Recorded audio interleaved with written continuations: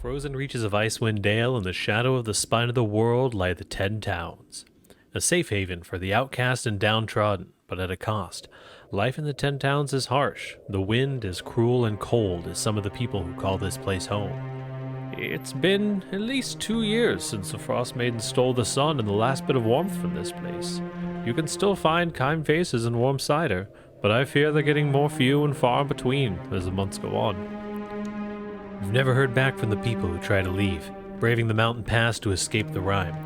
Not that I would be in much of a letter-writing mood if I chose to run either. Hunger and isolation does things to weak minds. I've heard neighborhood boys talking of whispers coming from the mountains before slipping out into a storm and never returning. There's certainly more to this place than mead and cold, but I doubt those simpletons could grasp it. Perhaps they got caught up in those crazed sacrifices that have obviously yielded no results. At the end of the day, whether you're a thief, sell sword, noble knight, or a runaway, we're all equal in the north. Cold bites us all just the same. It's been many years since the companions of the Hall began their legacy in the 10 Towns of Icewind Dale. Many adventurers still find themselves pulled to test their mettle against the harsh winter landscape that the North offers. Every story has a beginning, and this is ours. Let us hope that these would-be heroes find unity more beneficial than isolation and secrecy. Let us hope that we all manage to survive the Icewind Dale Rime of the Frostmaiden.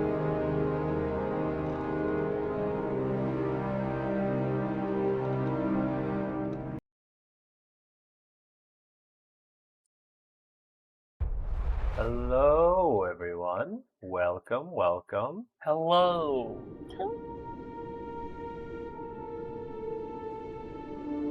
Sounding a little bit muffly. Hello. We're doing a quick little sound check. Check. As we get things started. Muffly sounds like muffins, which sound delicious right now. Muffins just sounds like cuddles in your mouth. No. Okay. I think that the only thing...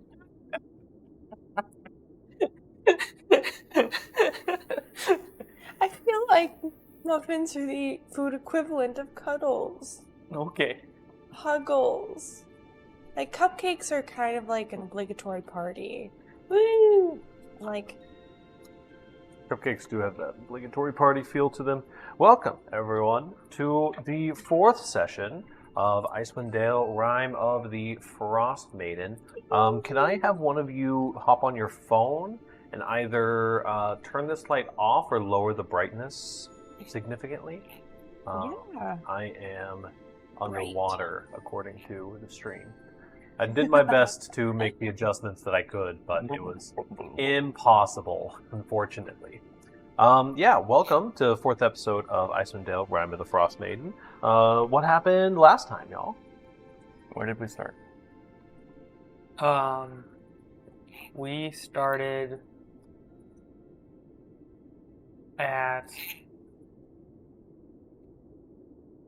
We finished the thing at the top of the mountain, and we came down, and We started with, we were going out to meet Sephic.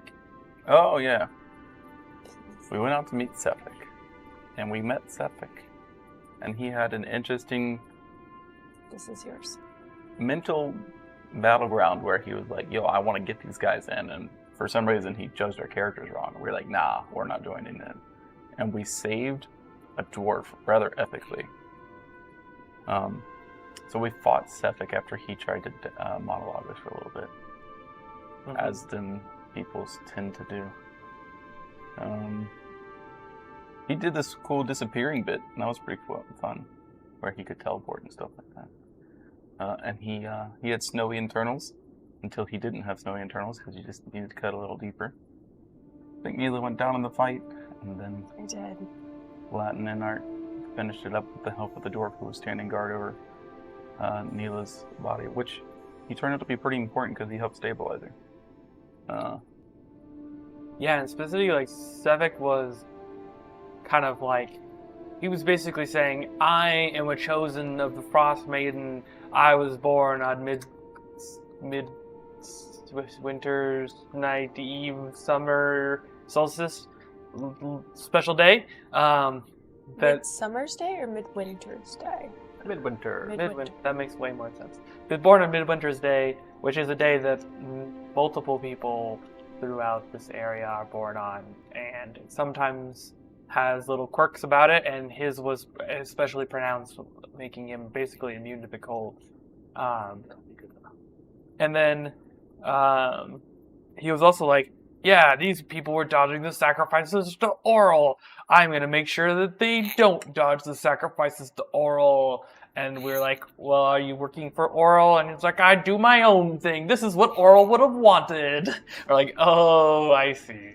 You're one of those people. He drank the snowy Kool-Aid. He brewed his own Kool-Aid and then drank it.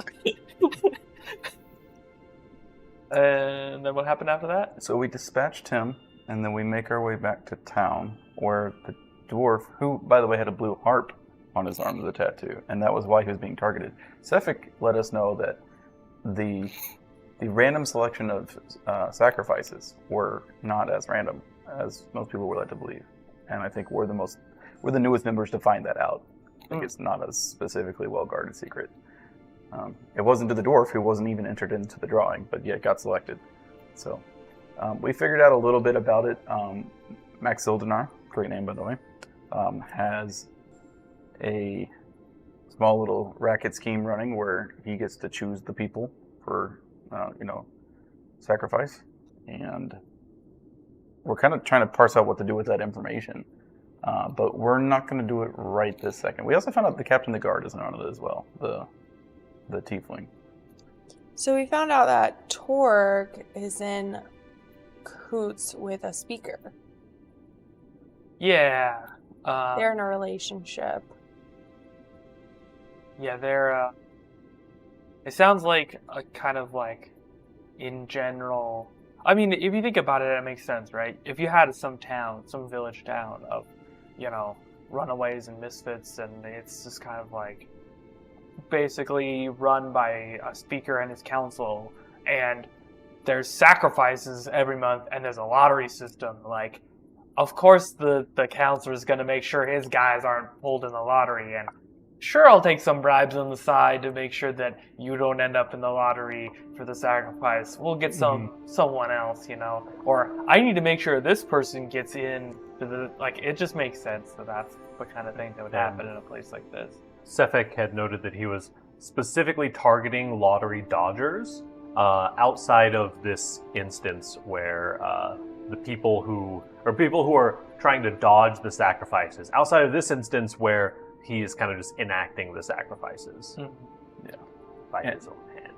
Yeah, and so which ties him to Max Ildenar as a way. Like, if we got the inclination that Torg might not necessarily have been completely roped into that situation, but Sefik is the means of, enacting that punishment, and he's been over the several towns. And so when we travel back to Bremen to go meet up with Tally, we talk about the speaker business there, and we get the ley lines that, the speaker's, when he's here and not off his rocker and lost, he's fine. Like, nobody's thinking of targeting him.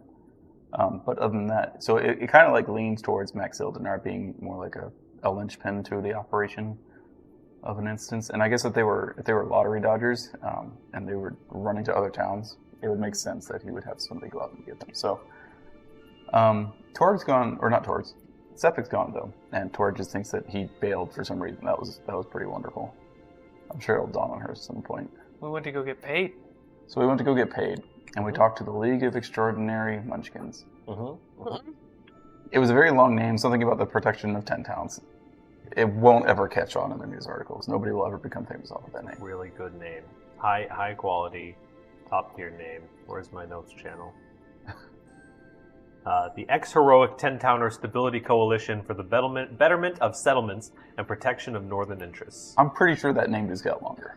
The Northern Interest Alliance. Yeah, I like that one. It'll take me a little bit to... Tin Stability Coalition for the betterment of settlements and for the protection of Northern interest. Also, betterment of settlements, way harder to say than I thought it would be when I wrote it down originally. Betterment of settlement. We the people, in order to form a more perfect union, to establish justice and tranquility. That's what you to need. We just need to put it in song version, and it'll catch on real quick. I'm a bill. I'm a bill. So we talked to them rather extensively, and they're okay. I mean, I think they're doing the right thing. They did talk about the whole blessing thing, and the whole blessing thing is, becoming a little bit weird because, as we were discussing all these things, we look over at our dragonborn friend. I have blue eyes. And I don't know. I might be impervious to the cold, but how do you know if you're impervious to the cold if you've never felt the cold? Sort of situation. And I'm just like, But I'm a dragonborn. yeah, that's not normal. So Dragonborns are tough. But it kind of also reinforces the idea that Sefik had brewed his own special brand of Kool-Aid and had gotten places that also he had specifically not just blue eyes but blue glowy eyes, which the other people of the blessing don't normally exhibit. So. And we got paid, and we got told that, hey, there may eventually be more work for us in the future. They'll keep in touch. Yeah, go to, was it East Haven? We got told to go back to the east. In Bryn Shander, they had told you that there is someone who might know a little bit more about the religious studies whose name is Copper Knobberknocker. Oh yeah, Mr. Knobberknocker. Stays at the house of the Morning Lord in Bryn Shander. Yes. A clerical may know something about SK. That's not too far away. Yes. SK serial killer? Silent Night. And then specifically all of us, went to go assist with a particular task that we had left undone. Yeah. I was like, hey, we got paid. We need to go take care of this task before we go. And then she was like, well, I didn't get paid. I was like, yeah, but we took the advance and you weren't even there. So we need to go. So we went to Tally. And Tally Erwin's trinkets to find out. Yeah, we saw Ruby first, and Ruby was just like, yeah, I can help out or something. And we're like, thanks, man. Keep your green cloak green. And then we went and talked to Tally. Tally was passing out pamphlets that Rumi had made to help people get interested in the fact that there was this monster on the lake. We calmly and kindly returned the pamphlets to her because they didn't need to recruit us. We were already recruited. And we got a boat, and I tied myself to the boat with a rope. We went up to do some fishing. Turns out, we suck at catching fish. But one could say, do we suck at catching fish when we catch the largest fish? We didn't catch anything. Not a fish. It bumped the boat, and eventually it comes up and is like, "Rah!" And then we attempt to speak with it, and it's like, it's actually a bird. Hello, summoner. You had cast message on it. Yes. And it had replied, I'm listening. And that is where we ended the session. It's like some kind of aquatic avian creature. Is it dragon? Kind of weird that there are water birds. So the duck! To get us started, get us brought back into the action, we are currently mid-action in the boat. You guys are face-to-face with the plesiosaurus who just responded by opening its mouth and talking common to you. But before that, we have a little excerpt from my wonderful new trading cards. Oral the Frostmaiden, the divine manifestation of winter's cruelty, grips Icewind Dale in her cold embrace. Many here worship her, if only, I suspect, to save their hides from frostbite. My own people pray to Lolth, demon queen of the spiders, so I have seen firsthand what evil can be wrought in the name of a malevolent god. My only mentor, Montilio, once convinced me that Mialiki dwelled in my heart, guiding my actions. I have since come to believe that my actions are my own. I strive for good, because that is what my own heart yearns for me to do. Those who allow Oral into their hearts are merely looking to label the wickedness that already lives there. These cold-hearted devotees speak of ancient frost giant fortresses carved out of the ice in the form of a gigantic skull, In this frigid emptiness, the Frost Maiden dwells in the solitude, surrounded by the frozen corpses of those who dare visit her. Drizdor. Whoa. I am Moana from Montanui. You will board my boat. Prepare to die. Oral has a fucking ice skull castle. Elsa, let us know. So, Let us go. Let us go. for starters, is there anything specific that you're doing in the town currently? Because you're staying in Bremen while they're doing this, not expecting them to be super long, right? Yeah, I don't think I've got any current tasks to do. I think nervously waiting around for them to return is That's fair. Is probably Some pacing along the shoreline. No, well, not along the shoreline, but probably back in the inside, because being outside when not necessary is not a great idea. that's fair. Totally fair. Does the boat dock area have like a inside place?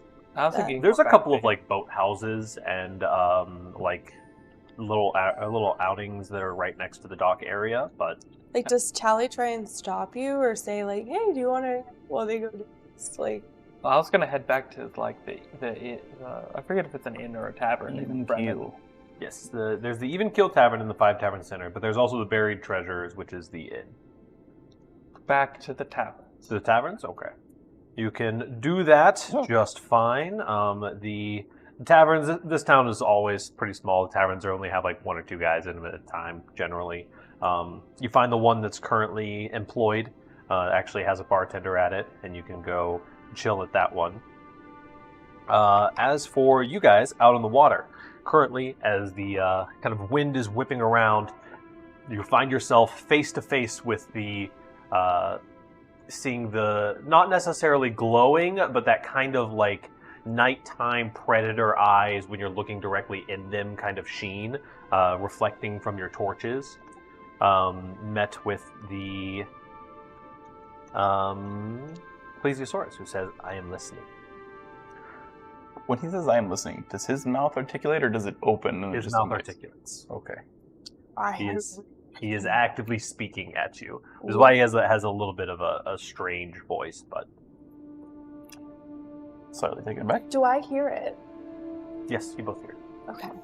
It was specifically not responding to the message, but is just speaking to you guys. Hmm?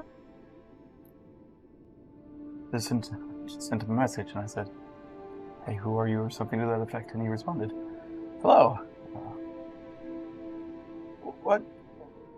What is your purpose behind this?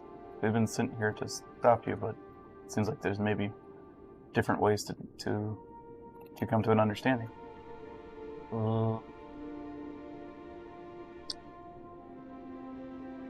Go ahead and give me a charisma check. As it kind of, its eyes narrow at your particular line of questioning.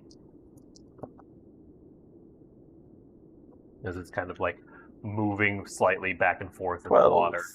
A 12? Yeah. Or I can add a D4 if one of those clerics in town bless me before coming out here. Unfortunately, no.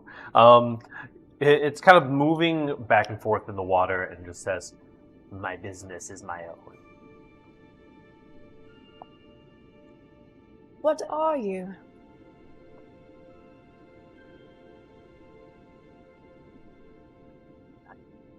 I am a plesiosaurus. I've never seen a more magnificent creature.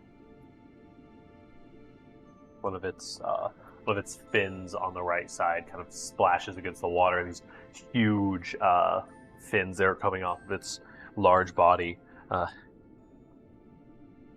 Flattery will get you nowhere. Are you part dragon? Those wings are like dragon wings. I just want to. It kind of like peers, like cranes its neck up to look in your boat. You don't have any fish. Why would we? Do you want fish? I used to just swim around and eat fish. It was nice.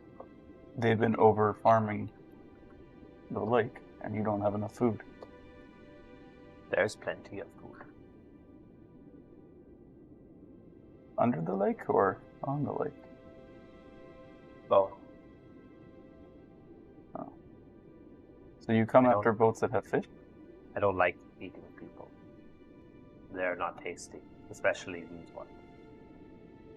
You've bitten out ships before. Do you eat lumber? No. Then why do you bite boats? I'll give you a shot to give me a charisma check as well. Persuasion.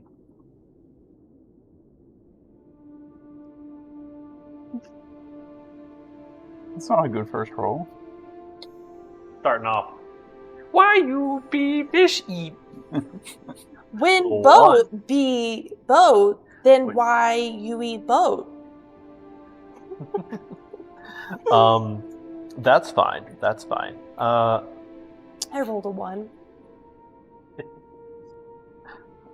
It's 0 in charisma. Unfortunate. Just in case that -1 difference. But I do have intimidation +2. If you transition to trying to be intimidating, you let me know. It kind of squints at you again and kind of moves around the boat to the other side. Although perspective is kind of hard with everything being so pitch black, you do see it actively move around to the other side of the boat. It kind of leans in and is like, my business is my own. How tough does it look? Does it look like it's got tough skin? Yeah, it's got relatively tough skin. Does this look like I'm standing next to a mammoth or a crag cat, or does it look like it's just like a horse? So it's a large beast. So this thing is pretty huge. Not mechanically huge, but relatively huge.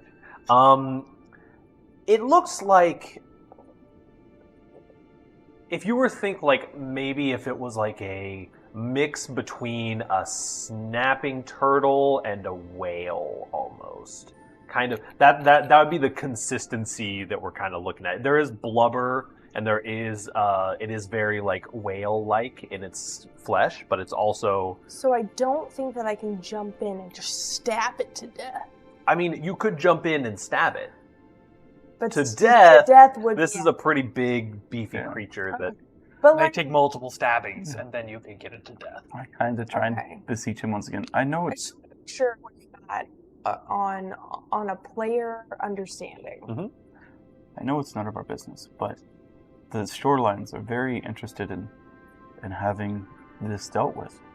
You seem extremely intelligent, and maybe if you do share some of those details, we can help. yes, I like it. Why not have the people work for you? How did you become intelligent? It kind of you notice its posture kind of recoil back a little bit. Go ahead and give me an Arcana check.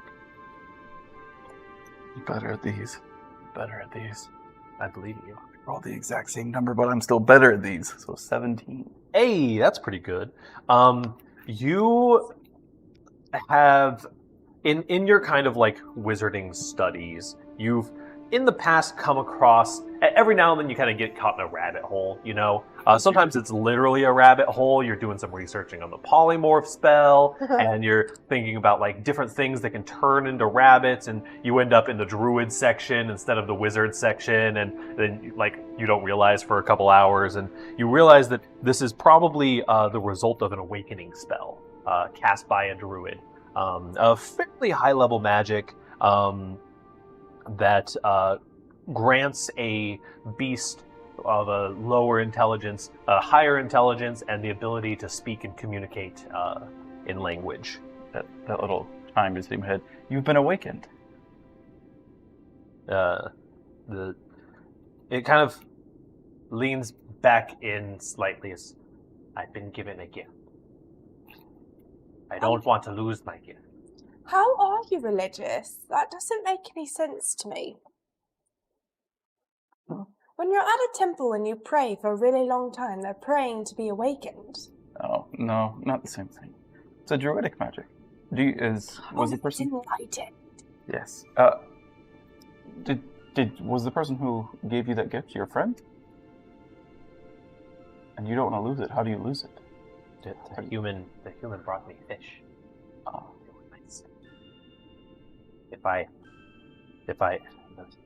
The human wants the people of Bremen to suffer. If I don't make them suffer, the human will take my gift away. Oh. It all comes to life. Yes, that was going to be a question I was going to ask next, is why Bremen? Okay. You know that, based on your studies, the way that the awakening spell works is the permanent effect. Outside of, like, some serious, like, dispelling magic, this thing's permanently awakened. It's not something that you can just stop concentrating on and drop, sort of thing. Very many friends. I like friends. I'm new here. Maybe I can meet your I knew friends. someone who said fish are friends. They were wrong. Oh, fish for me? Fish are food. Oh, that makes sense. See, kind of like lizard-like tongue kind of comes up in So, a weird mockery of licking its lips. so there's plenty of food here, so you don't really need the fish. You want to keep your gift. I like my gift. What if I'm very smart now. What if I had a way for you to keep your gift without having to hurt people?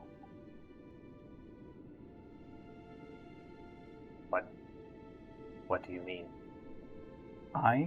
In exchange for you stopping attacking the people, I could perhaps make your gift permanent. And you don't have to worry about going back to the man who has you do these things.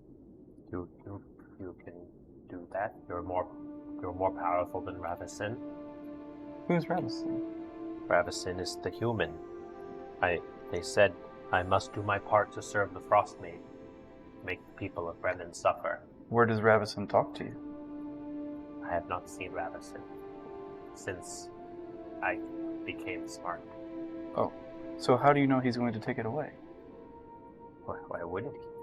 He said he would do that if he would make me smart if I did what he asked him. Well, I can look over the magic that he placed on you and determine what kinds of things could make it go away. And if there's a flaw in it, I can help you perhaps make that flaw go away. There's different levels of spells and different levels of magic. Give me a... Are you proficient in persuasion? No. I got performance. I am not a charismatic face. That's fine.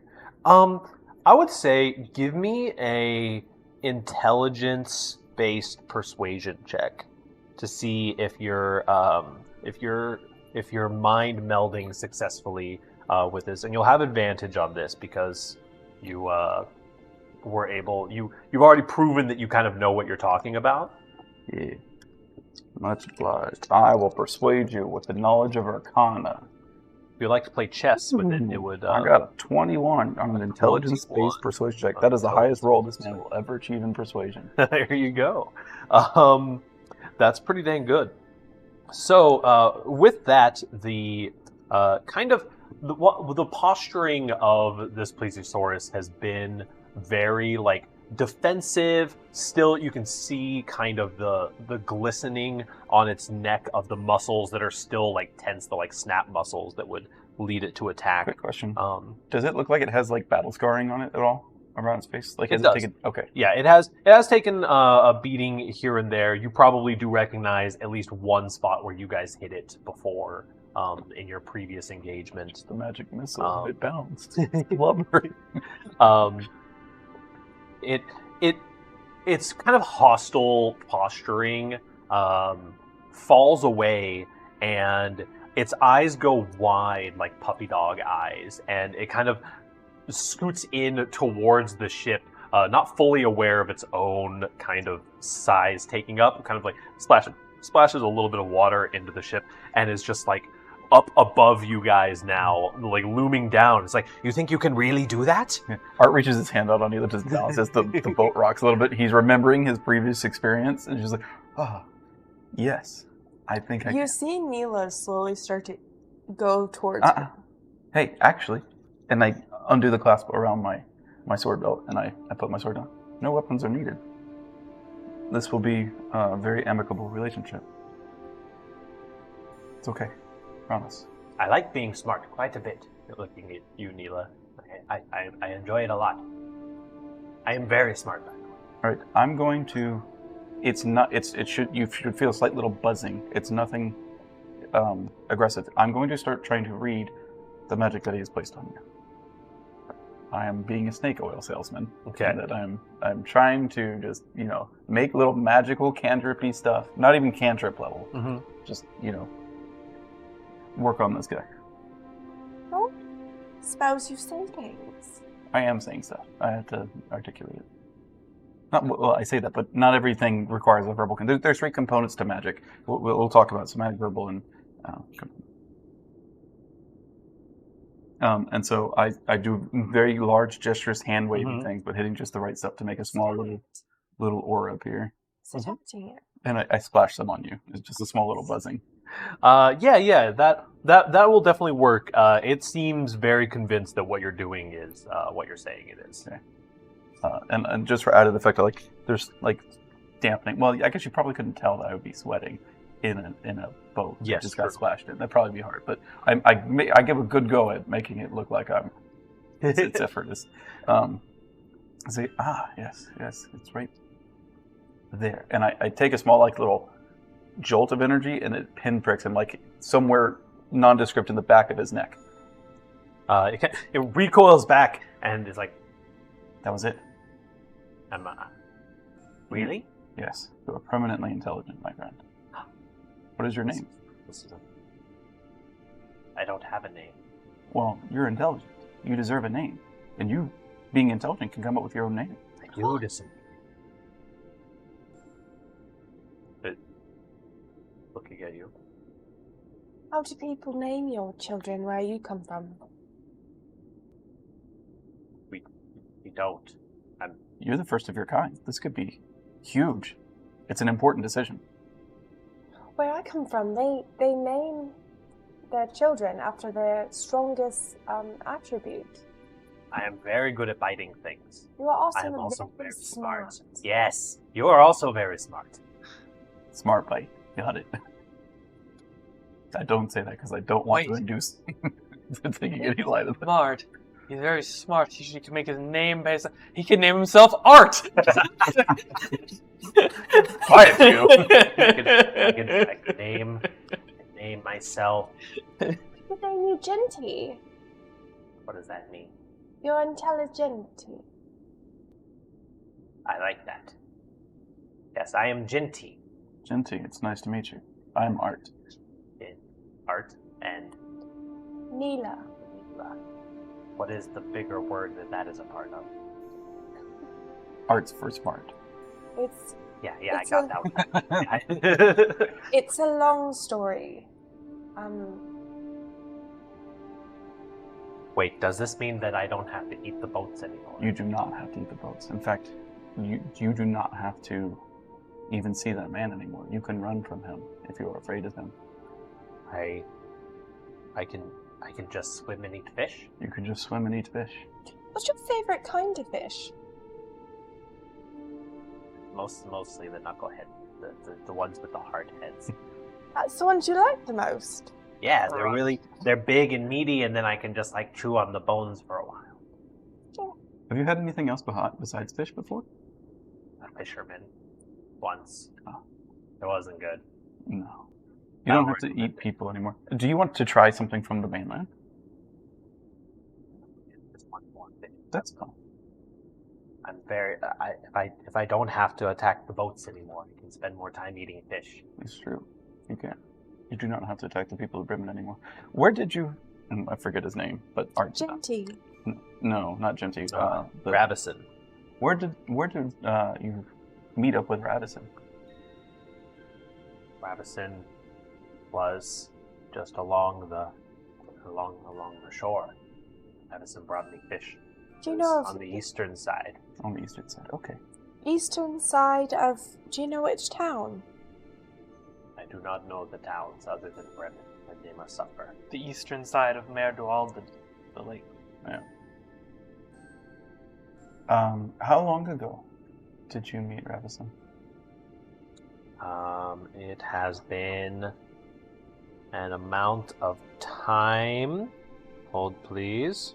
Turns out he doesn't have an amount of time understanding.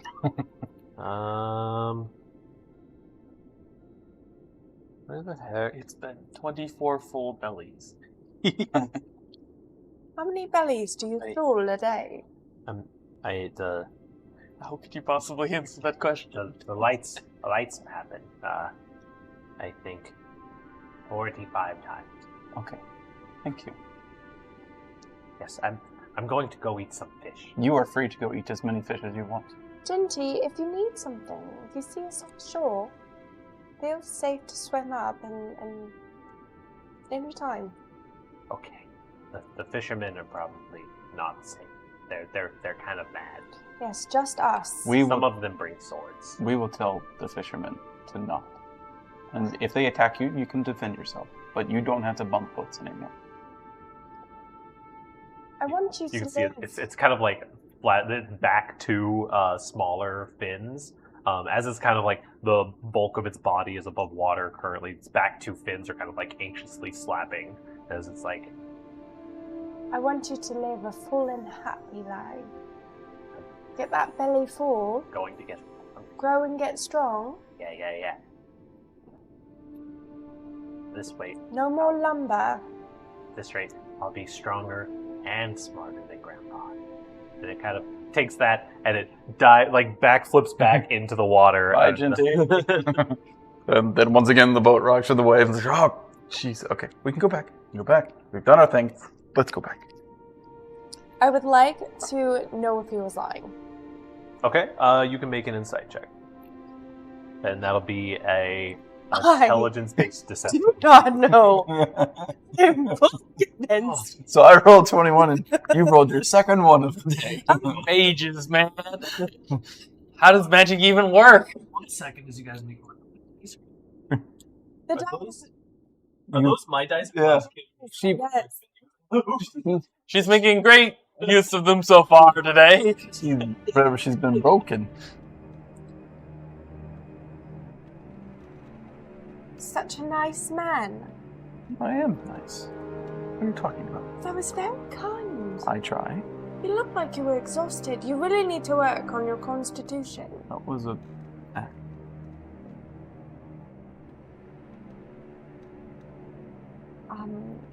I can cast significantly more. I want to get off the boat. Sure, yeah, that's fine. You just, I mean, no, it took effort. I mean, but... Oh, you're just dealing it up. I would... Dialing it up. Just going to... Yeah, let's go back. What do you mean, dialing? You said dealing it up. You deal... No, you dial it up. It's like a... Oh, yeah. Yeah, plenty of mages have tons of instruments that have knobs and... like rotary phones. Dial it up. No, not a... You can turn a dial. They have sundials in this land. I don't think. That's not the only but Dial it up, bro! I'm saying there's plenty of dials. You want to buy us? Yes. Do we make it back to the shore? Yes, you guys, with a little bit more rowing, you guys have probably been out there. It's been about an hour in the fishing process. You guys have probably been out there for like an hour and a half total. And you guys make it back unharmed with a potential new friend at your behest, the lake monster of Mer Dualden. Now, Ginty, actually, hopefully has his name. tamed. The lake puppy of Dualden. Toothless? So you guys make your way back, hitting the ice, dodging the ice flows, and Once again, shuddering. and pulling your boat up onto the ice, dragging it the last 100 yards or so. and you guys are now here in town. You tracked that boat exceptionally well. I'll never get over how you were able to make that look so effortless. It's going to cover up your lies. Well, no, we can get out and drag it at this point. You don't have to row across the ice. It's not a lie. Minecraft boat style. It's not a lie. It's just embellishment. People like to I understand. would like to get out of the boat with him in it and just try and. Art gets out of the boat as soon as they're on solid ice. Art is a little bit more nimble than you. He can. He also doesn't like flowing ice, and so as soon as he's back on solid ground, we'll immediately seek to get out of the boat. I will try and like Just shot put it or shuffle it. curling it Curl it. across the ice. Yep. Got your curling broom out and all that. You make things look more grandiose so that people believe in their importance. What I did was important. For people to believe you. It's not lying. It's putting on a theatric. I believed you. That's fine for you to believe me. What I did for him was important. I believe in Genty. I helped him. You haven't even heard the lie yet. You said the lie. No, I did not. I embellished. I made it seem like it was taking more effort from me. It still took effort. Why not make it look easy? Because if it made... It makes you look like a professional if you make it look easy. No, it makes you look sincere. And like, he thought what he had was a big problem. If I see this mannequin, he could take my intelligence away. It's a huge thing. It was a big momentous thing for him. Why would you trivialize that? Why would you make it such a small thing to tell him, hey, he can't take it away? Right. He permanently has it. No. I needed to no, he's always permanently had it. Yeah. Because I read the spell. When? It took me a while to think. When he responded to me, it got me thinking, how could an animal talk? There's a druidic spell. It's a little bit higher magic than I could ever cast, and I don't really study that line of magic anyways, but it's a permanent thing. You can't take it away. Well, Can never you seen it. cast it on me? You're already awakened. Well, what if I want to be more awake? That's not. There are some magical artifacts in the world that can raise your intelligence. Wait, no. Don't disguise it. There's nothing religious about this whole process. Then what do they go to church for? Who goes to church? People and I just want to become awakened and. No, enlightened. That's a religious connotation. It's the same. It is not the same thing. I want to become the strongest Mhm. and unlock my intelligence. No. So I'm not. you're confusing some of the analogies. People go to church to become more enlightened, so they become more available to their religion. It doesn't make them stronger. So you've got to stick with the same program, right? So if you want to become stronger, you have to do feats that make you strong. If you want to become glorious, you have to do feats that give you glory. But awakenedness, it doesn't actually have anything to do with that. You can take creatures like a squirrel or a crag cat, right? Something with a lower intelligence that can't normally speak. I'm trying to explain the I process. want to be smarter. I want to go visit this druid, and I want him to make me smarter. That's not how that works. You're already smart enough. That creature was not smarter than you. That's not how it worked. Because I've read the spell. He was very smart. He felt very smart. He was intelligent. We named him Genty. Do you have a name, Neela? I do. Oh, well then I think you're just as smart as he is, if Well, not if smarter. I've got to be any more than what Neela means, then that's it. That's not how that works. I'm just stuck here being Neela. You're being pouty for no reason. You felt like you're being showed up by a fish given sentience. I don't have 4 fins. Do you want 4 fins? I think I'd be faster in the water. There are things that can make you faster in the water. I can study some spells that can make you faster in the water. Study a spell that will make me smarter. Enhance ability? I chose to ignore that one, actually. It's very limited in its potential. But why are you so concerned about having more intelligence? You're not a stupid I person. want to be smarter, and I want to be stronger. I want to be more dexterous. So just exercise your body and mind. That's how people do it. I don't ever want to be carried by Latins, bleeding out down a hill. No, that's not fair. See, The only reason why I went down is because I wasn't strong enough. no. Strength comes from reliance, too. It comes from your heart and it comes from your brain, and I need more in the brain. It comes from the people you have around you. You can create a team of people who enjoy each other's company and who want to work together. That makes it better. At this point, you guys are probably approaching the entrance of the inn where Latin, you know Latin to be, and presumably also Tally. So I tap Neela. Hey, we did something pretty glorious back there. We solved a problem for a lot of people. You did it. No, we did it. I could not have survived that encounter. I couldn't have gotten the boat onto the water without you. That's true. I'm kind. That hurts a lot, actually. Stronger. Nah, it's not in my genes. No, I don't. Listen, we did something glorious. Kick in the door. There are both no genes and no genes. I kicked in the door. There's 3 wolves, 2, an owlbear. As the wind that has been slowly picking up as you guys have walked, you guys kind of get the feeling of a winter storm kind of blowing in as the wind has gotten a little bit more violent. You guys got off the lake right as the lake was getting very choppy. You kick in the door and a flurry of snow blows in. Latin, you were there, unless you were specifically up in a room. No. I'm down there waiting for them. And Tally is there also, just complete nervous wreck, like pacing back and forth across the inn. The innkeeper, whose name is Cora, she, the kind of older woman with her hair up in a bun, who tends to treat all of her guests like royalty. She's trying her best to like calm Tally down, but is just making the whole situation worse. Tally's pacing anxiously and she's following them around the room, and it's a hot mess of anxiety in here, and you're doing whatever you're doing. I'm all sitting at the table, trying not to look at them, but occasionally looking at them, picking up all of their nervous energy. You guys see a split second of this interaction as the door opens, and every eye in the room snaps over to you. You're back! You're back! So while the wind's still buffeting, as I say to you, you want to seem more intelligent? Here's your chance. Embellish. And I walk in.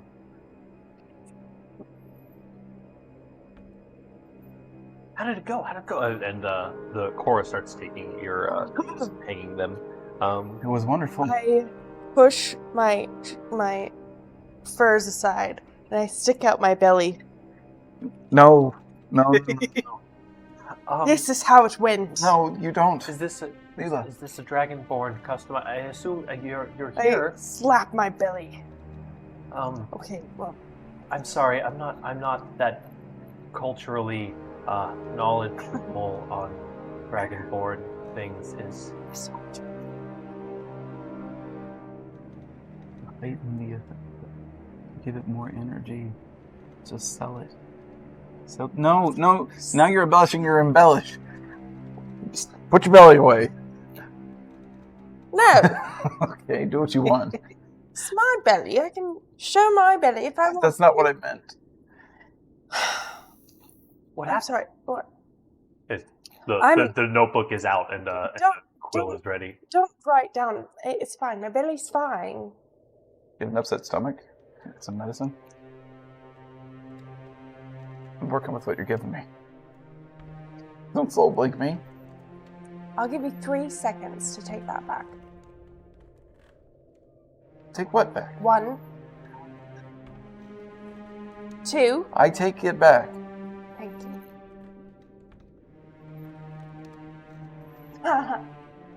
What happened? Well, we went Over. Latin, are you a few beers ahead of us? Looks down at the glass of water. Oh. No. Or I guess mug of water. So it's a mug, but also I need to get a mug. for all that water. Please talk tell me about everything. You're the storyteller. I am not. I'm the story creator. Well, we went out on the boat and we found the plesiosaurus, whose name is Genty.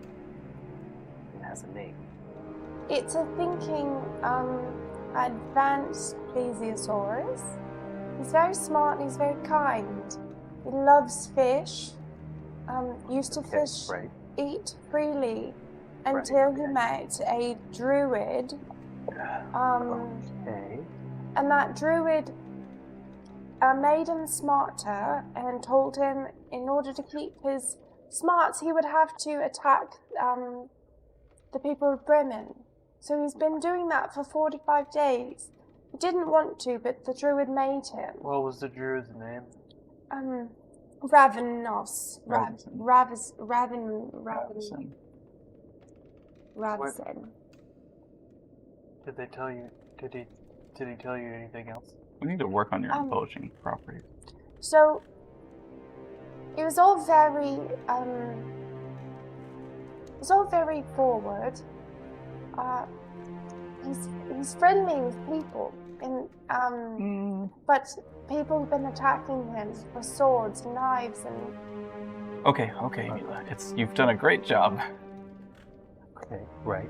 Are the you spoke with him? He has been awakened. Yes, we went out onto the sea. Just plesiosaurus. No, we went out to the lake and I sent him a message and he responded back in common. It was the most interesting sight. His mouth articulated and everything. It was very weird. He is a very intelligent creature, as bestowed to him by his druid. Now, the druid, for some reason, in part of performing the will of the frostmaiden, has been angered by Bremen and has instructed Genty to attack the fishermen of Bremen, lest they take away his gift of intelligence, and he does not want that to happen. So I fixed that for him. Very interesting. So you're saying that the beast was awakened by a druid, and the druid set it to attack people from Bremen. What could possibly have happened? I can't think of any events that would have caused. 45 days ago. Give or That take is- a few days. That is when the attack started for the most part. He said that he met him on the eastern shore.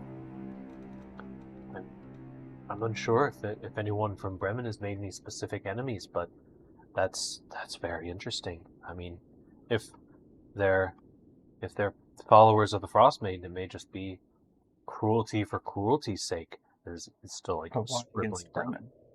Right. And I can't see him taking out Okay.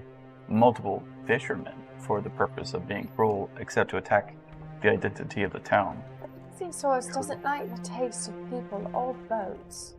I mean, the people here, to the best of my knowledge, have been keeping up on their sacrifices, and everything should be fine for as far as Bremen's standing. This is very. We should end this. Perhaps talking to the speaker would help. Perhaps finding this Ravenos would help. I think the second may be a little bit more helpful. Unfortunately, the speaker is doesn't care for doing much aside from reminiscing and getting lost. To speak to the speaker, if we have the pleasure. Certainly, we can arrange that. And Maybe you can ask him. Ask him. Huh? Ask him how to make me smarter. That's not how that works, and you're not going to get the answer from him. You said that you just weren't powerful enough. But We'll talk this about it later. is fantastic news. Absolutely, this is absolutely wonderful. I will make the notes. I'll spread the word, and I can probably round up the rest of your reward, though it's promised. Perfect. I can speak. It may take a couple of days. I also in order to make sure that the speaker is ready to talk to you all. If you don't mind waiting, I can have the remaining. I believe it was 35 gold total. There was 25 for the portion that you didn't take, and then the extra 5 for each of you. We would be very happy to get that for you, and I'll arrange a meeting with the speaker immediately. And he kind of nods to Cora, and Cora's like, and you can stay here free of charge, of course. That was going to eat into the totals rather quickly. It's like the cost of this place. It's a gold per night. And In? this one specifically, Cora is Bar? a little bit worse off than some of the other people, and upcharges to keep her business afloat, basically. Of course, I will food. I will get some food ready for you all. And she scurries off to the back, and Tally as well as like, I must go as well. This is wonderful research. I wonder if I could talk to them. Please stay, enjoy yourselves, and I will be back in the next couple days to and I will arrange the meeting with Dorbelgrove. Sorry, that wasn't sneezing. A lot of people make that joke. Bless you. I'll arrange the meeting, and we'll see where that goes. Thank you all so much again. And he kind of like is bowing and opens the door, and then the wind hits him in the face and slams the door shut, and is like starts grabbing furs off the wall. And is like right, of course, and gets everything ready and heads out. Well, I'm sleeping. And it's time for food and naps. So you guys are left to your own devices to do with the next couple of days of downtime. It'll be 2 days total before before everything kind of kicks back into action. Zooming out a little bit for us here. A couple things do happen in the process of those 2 days. Mechanically, all of you are advancing to level 3. Congratulations. Yeah. Pew, pew, pew, pew, pew, pew. In the process of that, Yeah. in the process of that, first off, we will go ahead and start with Neela. As you are kind of feeling restless in the next couple of days, you take out into the snowy fields that are behind the buried treasures. There's kind of what used to be lake bed when the when the river would rise and fall. The Shangurn River, and between the Shangurn River and the buried treasures, there's this large, currently just like open field. You find yourself out there doing some training, very, very, very determined to kind of correct some of the mistakes that you've made and to enact that getting stronger phase. As you're working on your particular lance skills, stabbing and sweeping and trying to figure out what kind of opening you had left that left you so vulnerable in your previous fight. About halfway through the second day, you actually see a figure coming down from the walkway that would lead up to the Five Tavern Center. You recognize, as they start to pull in closer, the longbow on the back and the dark blue cloak. This is Jin, who you had met previously, who is a member of the Coalition. And he is pointedly walking towards you as you're doing your training. Hello. Greetings. Seems you're doing some training. Yes, it's necessary to get stronger. Practice makes perfect performance. That is true. If you don't mind, your training seems a little bit monosyllabic, if you will. You're very strong. You're very powerful. Would you mind sparring? Sure. And he kind of moves himself in front of you, and he draws his his longbow off of his back. He doesn't knock an arrow. He's just holding it loosely at his side. And we won't be needing to roll for initiative or anything like this, but he does some light sparring with you. He specifically will kind of, as you lunge in at him, he is kind of taking up this not necessarily full-on mentor role, but he's seen a gap in your skill set, and he's trying to help you remedy that. As you're fighting with him and sparring with him over the course of that second day, he's constantly dodging and attacking at the same time. Even though he never knocks an arrow, you lunge at him with all of your strength with your lance, and he diverts the attack, loops your lance into his longbow and twists it out of your hand one time. Where did you learn how to do this? In my home. Where are you from? I lived in a elvish settlement just south of the mountains here, actually. I've been in the militia for 2+ years, and I've grown up in a place where martial arts are very popular. I've never seen anything like this. It's a unique style.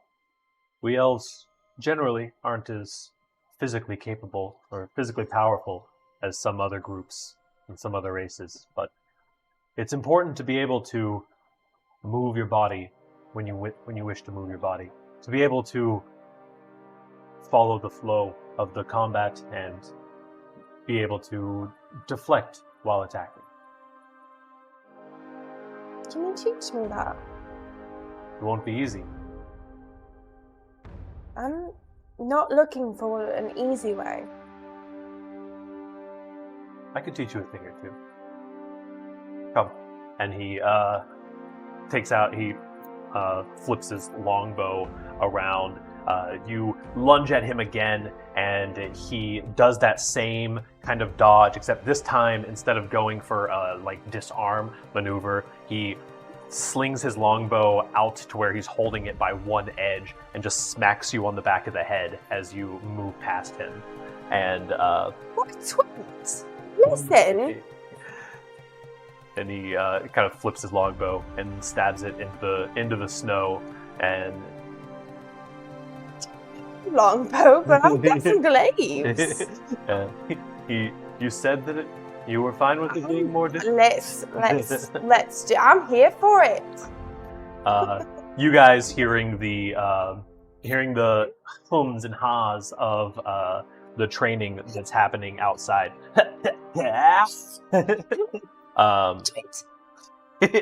and occasional cursing as this elf attempts to impart some of his knowledge onto your dragonborn friend. Little. And that is over the course of the next day or so. As you're training, you take on your subclass. Thank you. Which, for those who aren't following along on the D&D Beyond, you are going the Samurai subclass, or the Lancer, or Knight of the Land, whatever you wish to call it. That is going to give her a little bit more ability to strike true at the same time as being a little bit more defensive. You actually note that while the skill set that you're picking up in this fight isn't actually the same fighting style that this elf fellow is, you've actually adapted to fighting this elf fellow. Because you keep missing and then getting hit, you kind of build up a your brain, which was previously split between like defense and offense, you kind of find a style of your own that melds the two, where you can strike more true while also enduring the blow that would inevitably follow because of his nimble movements. Pugger. So I get the samurai also gives me a bonus proficiency. Mhm. So I'm gonna be doing that as well. Cool. Do you know what you're picking yet, or? It's between history, insight, performance, and persuasion. That's fair. I think because of what we just went through, and because of me dealing with Elf Boy, I'm probably going performance. Fair. It's the top skill that you get to select. So No, this. that's choosing between what type. Oh, I see. So the actual, starting at 3rd level, your intensity in battle can shield you and will help you strike true. As a bonus action on your turn, you can give yourself advantage on weapon attack rolls until the end of the current turn. When you do so, gain 5 temporary hit points. The number of temporary hit points increases when you reach a certain levels in this class, increasing at 10th level and 15th level. You can use this feature 3 times and you regain all expended uses of it when you finish a long rest. Heck yeah. It is a pretty cool ability, and some of your kind of performative actions improving at the same time as you're more mindful of the usefulness of flair in combat. Because this elf's fighting style does involve a lot of that, like the kind of small misdirections of like flinging the cloak out one way while you're striking the other way, things like that. And the fighting spirit definitely is coming from the fact that I just gotten downed and nearly dead. And as you kind of refocus some of your effort, rekindling some of that like passion for training that you would almost kind of forgotten or fallen off of a little bit as more pressing matters have led you to I do work be out more focused. But you've been mentally a little bit more focused at like the survival matters at hand versus like improving yourself, which now you rekindled a bit. Art, what do you got going on in the next couple days? Lots of book learning. So, essentially, with Art's discipline, he's got to focus both on a martial and arcane aspect. The arcane, it's pretty easy to take on that by himself. He's got some spell books that he's been looking through, and he's recalling a lot of his past knowledge. He doesn't necessarily have those arcane books in front of him, but he's spending the next few days trying to decipher some of the things that he was thinking about. And with his recent proclivity for using different magical effects, he feels like he has a wealth of arcane expansion that occurs. And so that exhibits itself through getting to practice higher level spellcasting. And so his just general arcane ability seems to have improved. But with that, he's still quite novice-like in his newfound abilities with blade singing. And so he'll spend a good amount of the next few days doing both spellcasting during his physical downtime and then blade working in his mental downtime. Cool.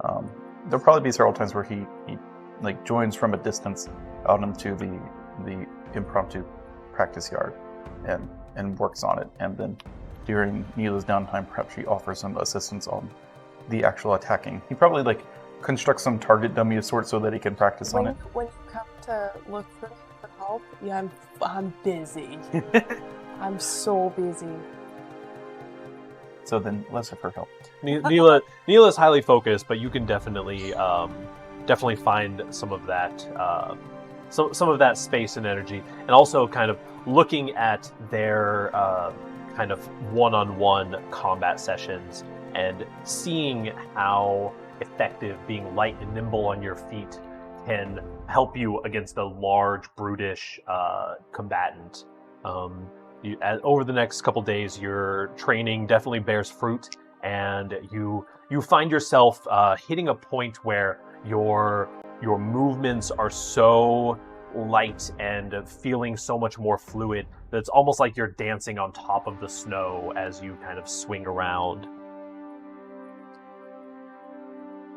Fantastic. And lastly, Latin. What do you got going on? So I think for the space of time that we're kind of sitting around for the most part, Latin spends a very large amount of the time just kind of like sitting and thinking. Okay. Whether that's like out in the snow or at a table in the bar or in his quarters or watching Neela and Art train, or it just, he seems very like lost in thought, thinking, just doesn't have any particular activity he's participating in. Mm-hmm. No like training or anything like that. Kind of stoically lost in thought for the majority of it. And Stoic is a word you could use. I don't know if that sounds a little bit more heroic than I was thinking. But maybe yes. a little bit more like fuming and lost in thought, or Yeah, I don't know. Yeah, probably like not a lot of emotion comes through, but that's probably more the internal thought process. okay, absolutely. And then on the morning of the final day, you all, I believe that you all generally sleep in separate rooms, correct? Yeah. And in this inn also, it's she has plenty of rooms. There's currently no one staying in the inn. Or innkeeper. She does her best. Her son leaving was a pretty big loss for her, as she is the one who requested if you guys ever went to one of the cares to, or if you ever found yourself in one of the cares, to maybe try to check in. But the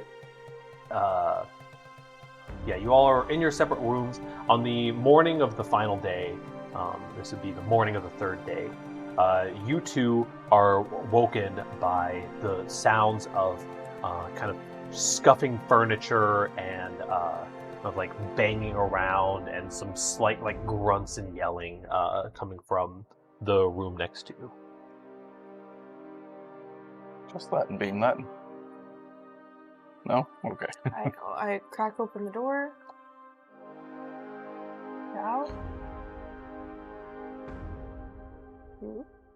You stay where you are? I peek in the hallway. We make eye contact. Is he okay? I step in the hallway and You knock. Latin? As you kind of hear more of the kind of grunts and groans coming from inside the room. Or like yelling. Yeah, Miles yelling. President becomes yelling, open the door. Oh God! Latin?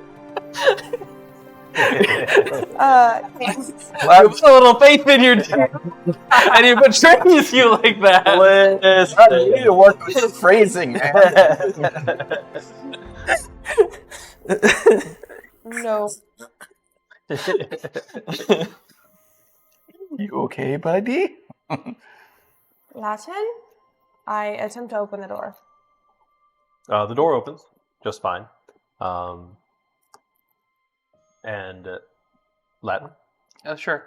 Latin's like on where the area where he's sleeping, but is just like he's got his eyes closed, but it's just like twisting and like reaching out and grabbing, and you can see just like he's just drenched in sweat.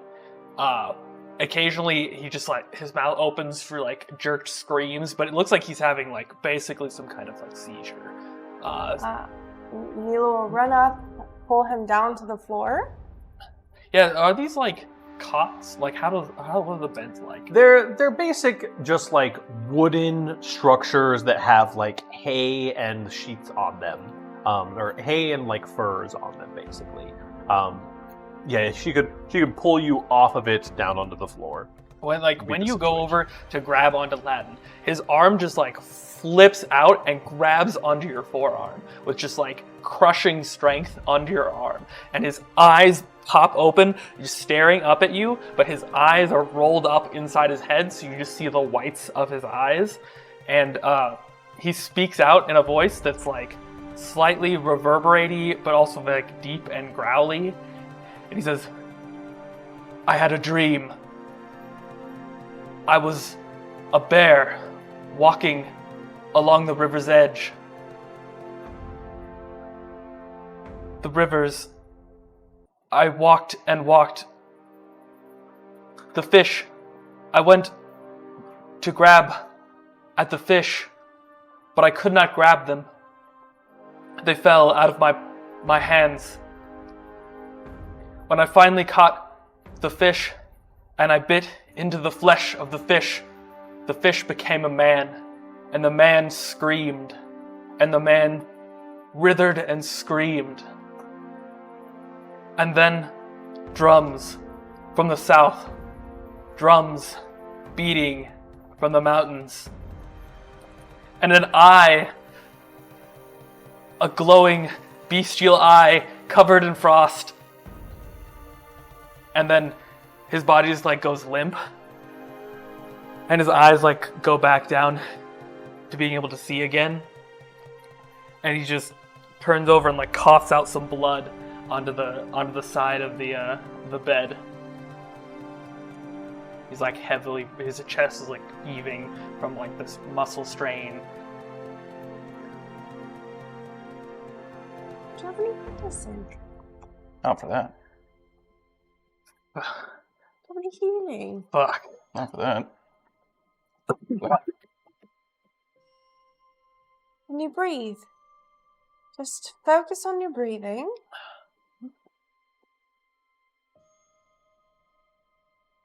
You in pain? Go get you a tea. I'm fine. What's that thing about the beast eye? He like tries to like push up to sit up, and he's just like completely like energy cut, weak. I think I'm gonna lay here for a second. Martin, I've heard of something similar to this.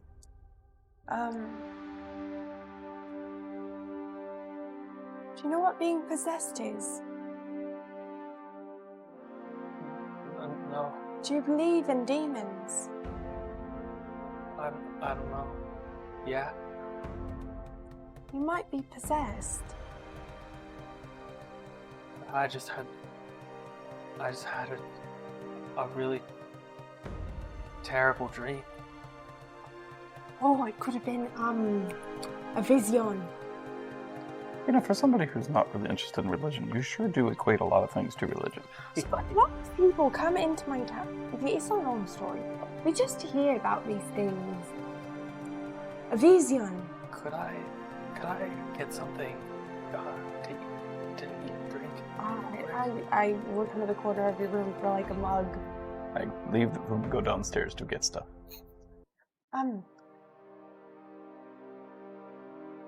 Vision is when you like have predictions that like see into the future.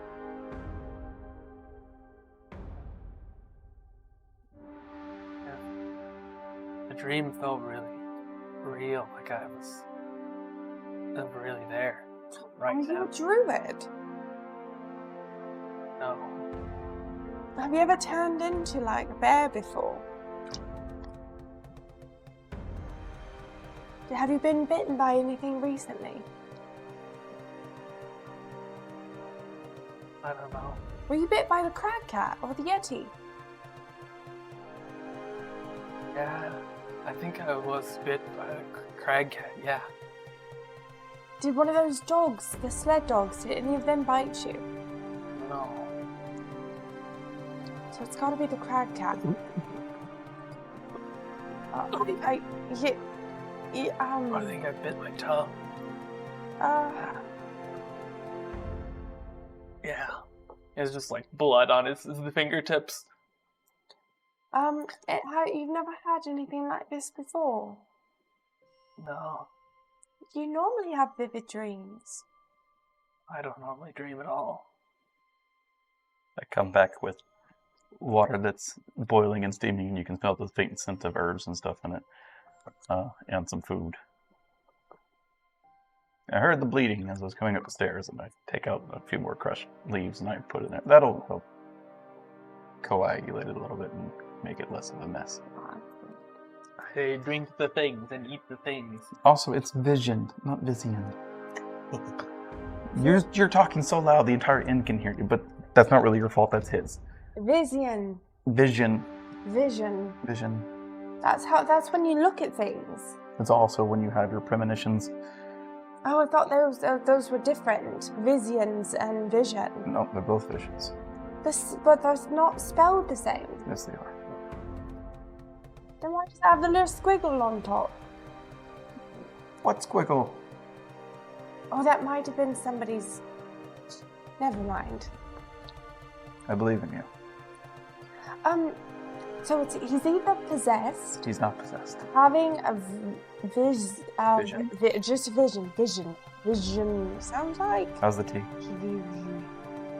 Or it could have been he got bit by the crab cat and is he having some sort of... Let me tell you about the horrors of rabies. That is not rabies. And he's kind of... Wait, what do you mean the horrors of rabies? It's a disease. There are diseases in this land.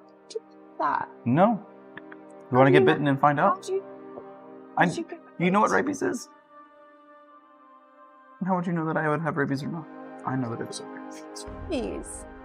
You're very respondent to, like, small impetus. What if he had, like... Sorry.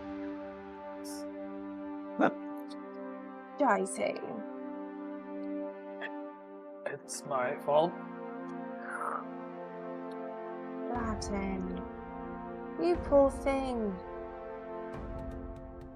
Wait, what is 13 plus 2? I don't know. It's made him dumb. No, let's not go that far. You've never assessed his math abilities before. So for somebody who doesn't know how to say vision right, I don't think it's really fair of you to start attacking somebody's mathematical abilities. It's just to tell. Hey, watch my fingers. Your eyes were completely white earlier. Just watch my fingers. His eyes had rolled into the back of his head. It was something akin to like a seizure. A seizure? Yes. That only happens whenever people are dying. Nope. No, it does not. Are you dying, Latin? No. I don't know. Do you mind if I so. check you over? I know a little bit about the ways of medicine. You've seen this a little bit now. I'll just check to make sure there's no continued bleeding and that kind of stuff. Okay. I give a very haphazard response of looking your visible. My horns get in your... I want to... Please give me a little bit of breathing room. Oh. It's mostly just I'd like to look you over. It's a visible examination. He got a cut on his tongue from biting his tongue while thrashing. He looks physically weak and drained of energy, and he's got the remnants of a cold sweat. It doesn't seem to be like he's got much else going on. Though with the amount of thrashing he did, he could have easily hurt himself on like the walls or on the bed or something like that with like You could honestly. his legs or arms or something, but there doesn't seem to be any like broken bones or anything like that. Just bruises. I do like a standard, like I test your extremities and I just like run my hands down and squeeze parts and just make sure that you don't wince in anything. And I have you grip my forearm, and even your weakened state is probably still a lot of pressure for me. But I was like, you didn't snap me in two, so I know you're weak. I am very weak. Lifts you up with one hand. Put me down, put me down. I'm messing with your hair. Does your hair always feel like this? I don't know. Soft, it's soft. Other than the cut on your tongue, which the herbs that you've already ingested will take care of, you're fine. Sure. Yeah. Did you have a seizure? No. You both have soft hair. Another sign of rabies. We aren't to the point of evidence-based medicine in the world yet. Says you. You could legitimately make a pretty good case for Latin having rabies. Or you having seizures. Your hair is fluky like mine. That is Yep. Goes in your blood. Here's some Fortunately, cocaine. we of elevated intelligence have the ability to make determinations. Well, at least we have hair. Do your ears hurt? Do your ears get hot? I'm fine. You're feeling fine. Yeah, I'm fine. I'm fine. Do you want to talk about it? Talk about what? The things you yelled at us. Have you ever been at a place where two rivers meet? Do you know of any place like that? I've been to a lot of rivers around here, yeah. A frosted eye? I don't know what any of it is, but Do you like bears? don't really have much of an opinion on them. Have you ever bit a person before?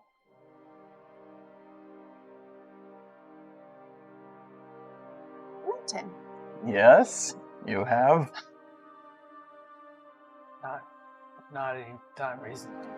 Did you think they were a fish at the time? Did you were you like a little hatchling? When you were hatchling, did you bite other children? Yeah. You bit her.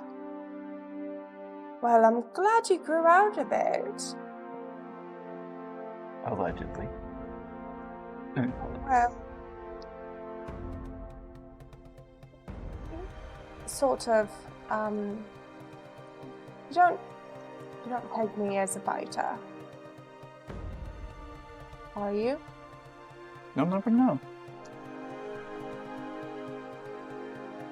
So, As the three pointy-teethed people in the room.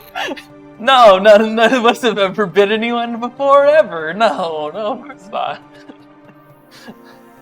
I wasn't a biter when I was a hatchling. I wasn't a thumb sucker either.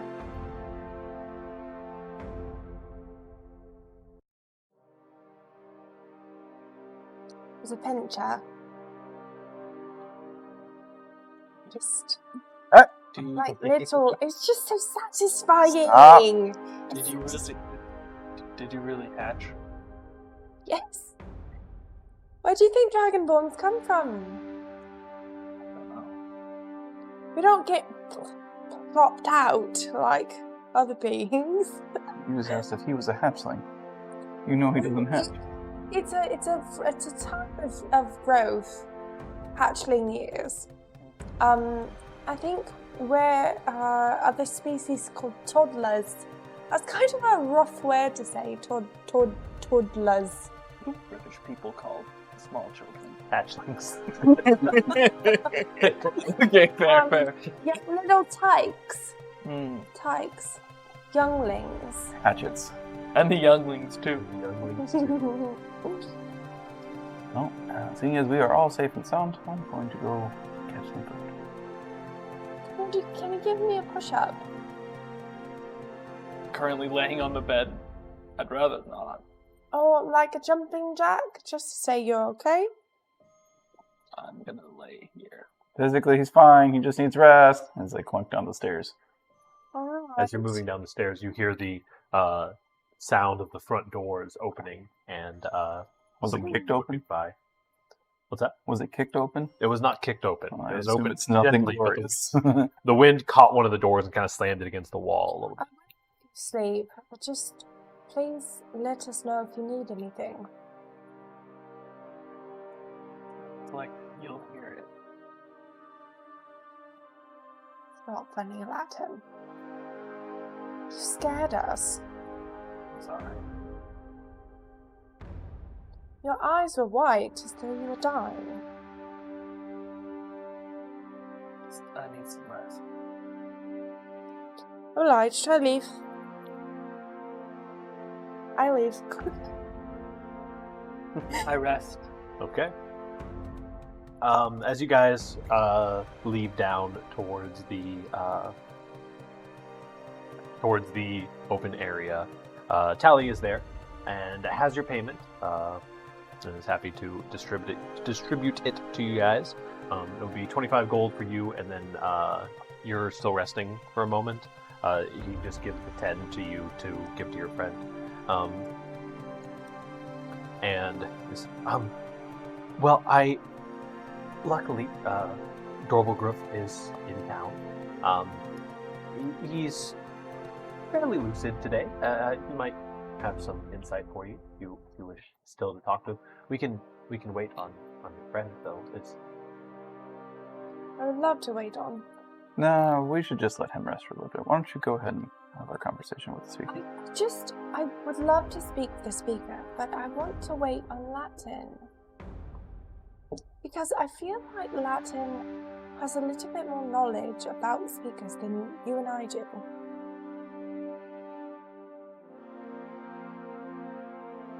He's from here. Maybe we have 2 meetings and we shouldn't give up an opportunity while he's lucid. Well, I will stay. Where will we be meeting with him? He's in the town hall currently. He wouldn't be going anywhere. It would be no problem to wait. I agree with you. I think that you should go first. I'll wait. And I will. I haven't eaten yet anyways.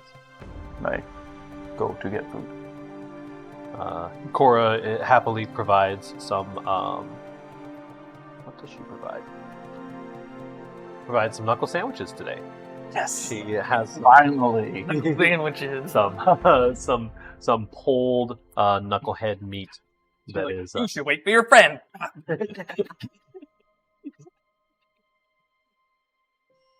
is your breakfast. It's a meal? It's my second breakfast. Everybody loves second breakfast. You just woke up. Dish? I'm feeling okay. Yes. Okay. You guys eat and relax a little bit. After about Eventually, an hour or so, Latin gets up and, excuses himself to go wash off out back, and then joins you guys. How are your soaps? Very good. Smell kind of nice. It smells like fish. I haven't gotten to the fragrancing part of the soap yet. Oh, You just smell breakfast. I am hungry. I can. Art sniffs himself. Tally has just been kind of poring over notes this whole time, elaborating in his notebook. You hear the occasionally just like interesting or fascinating as he's taking the notes down. Tally, you're not planning to hurt the plesiosaurus. Absolutely not. No. I think that he could be of good use. He seems powerful. I would certainly like to meet him someday. I'll probably require going out in the water, which I don't think I'll be doing anytime soon. But maybe. Why don't you go on the water? I'm not well built for sailing. I'm more of a book person. Perhaps, if you made friends, encourage animals via treatment, you could be like, here's some fish in exchange for helping us recover lost boats. Or That makes sense. Yeah. something like that. And he returns to scribbling. Now we're all here. The friend is back. We can go and meet with the speaker. Okay. Roses for you.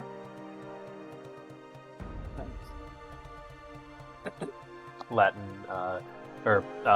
Tally gets dressed and brings you guys to the center of town where the town hall is.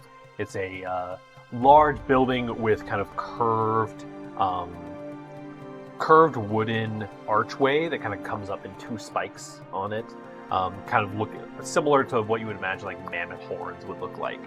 Made to be very similar representative of that. You open the large doors into the town hall, and as sitting at the end of a long table, you see a very, very old dwarf. You don't encounter elderly dwarves too often. It's not that they're necessarily rare, it's just that dwarves live for so long that even the ones that seem a little bit older, like Lynn, for example. Lynn was a little bit more on in age. She was probably like 200 years old, which would be like middle-aged. This guy looks ancient in his face and in his posture. A large man with a gray beard that comes down in two forks. Wears kind of like has like a lopsided hat on him, and is just like sitting in the chair, just like staring kind of in all of you guys' direction. And Tally is like, Dorval Grove, sir. Your guests are here. Like, send them in. And you guys, as you kind of walk in, the dwarf is like, my name is Dorval Grove Shalescar. It's a pleasure to meet you. I heard that you helped my town. We did. My name is Art. It's a pleasure. My name is Neela. That He kind of like lazily kind of looks over all of you. Do any of you speak Dwarvish? great question. What do I speak? Nope. I speak common. I say, my name is a pleasure. My name is Neela in Dwarvish. He kind of starts and then like squints at you and in Dwarvish mutters, but it's very loud. It's like someone who has zero volume control trying to talk under their breath is just like in Dwarvish, like fucking weird looking dwarf. And then it looks. I'm not a dwarf. Oh. It kind of. I'm a dragonborn. See my horns? Yeah. Mm-hmm. And kind of has an unfailing calmness about him. In general, is so. What did you all want to meet me about? It is nice to be able to thank you. I heard that the fishermen will no longer be in danger. Can't remember as a player. Ravison. What did they do to piss off somebody to get them to attack Bremen? I say in Dwarvish I say Ravishon. If it changes, I say it in common as well. Okay. Kind of double speaking slightly. Common is fine. Nothing in memory that we've done. Our town has been surviving. We make our sacrifices. Kind of looks at Tyler, like, what is it that we sacrifice? Warmth. Yeah, we make our sacrifices, and we fish, and that's it. Unless there's one of those bastards from Lonelywood or Tourmaline. We'll set them up to it. What about the fishermen? Do they compete? There's plenty of competition. Healthy for the most part. Targos kind of runs the lake. They're mostly kind, but Maybe they want more. that's probably it's the only thing I can think of. Which war were you in? Which war? Plenty of wars. Kind of gets a slight grin. It wasn't too long ago that the Crystal Spire was raised. Not too long after that, the same mage came back again. The barbarians attacked. The barbarians attacked. The barbarians attacked. Did you fight ash giants? Ash giant. No ash giants. Frost giants, though. And he kind of like he starts kind of like rambling on. His dialect kind of like drifts in and out of Dwarvish, kind of leaving bits and pieces of it, talking about how there an unknown number of years ago there was an ice giant attack. He had thought they were barbarians at first, but then turned out to be ice giants. I asked him how he ended up in Bremen. Or Brim? Are we in We're You're in Bremen, right yeah. now, yeah. Good town. Weak town, sadly. But I'm strong. Why did you not settle in the Dwarven Valley? Ugh. I'm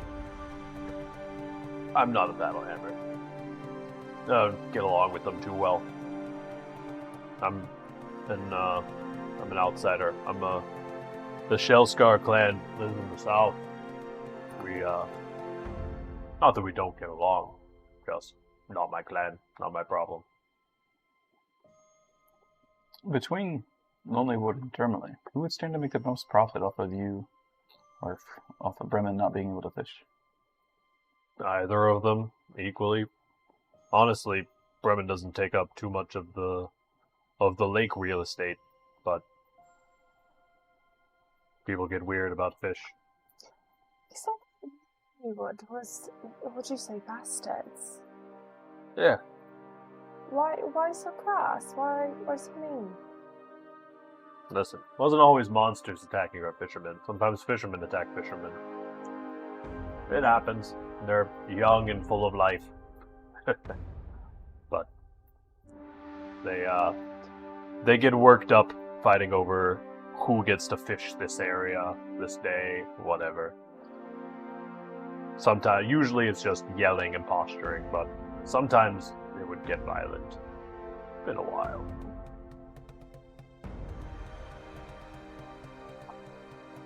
What is he wearing? He's kind of loosely wearing, there's a large fire in the room, so this room is pretty warm. He is wearing a kind of like half plate chest piece, and has some thick cloth armbands, and currently has a, it's not a sash, it's similar to a sash, so like double banner basically going down, that has the Bremen logo on it, and the Bremen seal on it. Where are your wards? Sorry? Where I come from, our leaders, they wear, like, badges and tattoos, and they have, like, colours.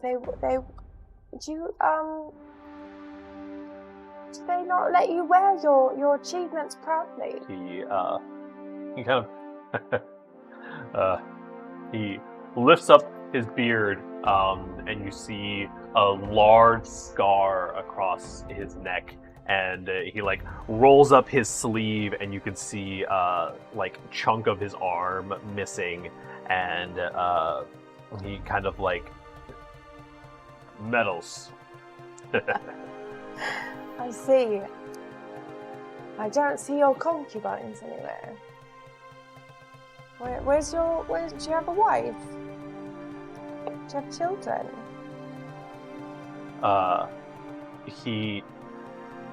His attention seems to kind of falter a little bit. You would notice that you had gotten some rises out of him here and there, but his expression kind of starts to go limp a little bit. His eyes are getting a little bit glazed over.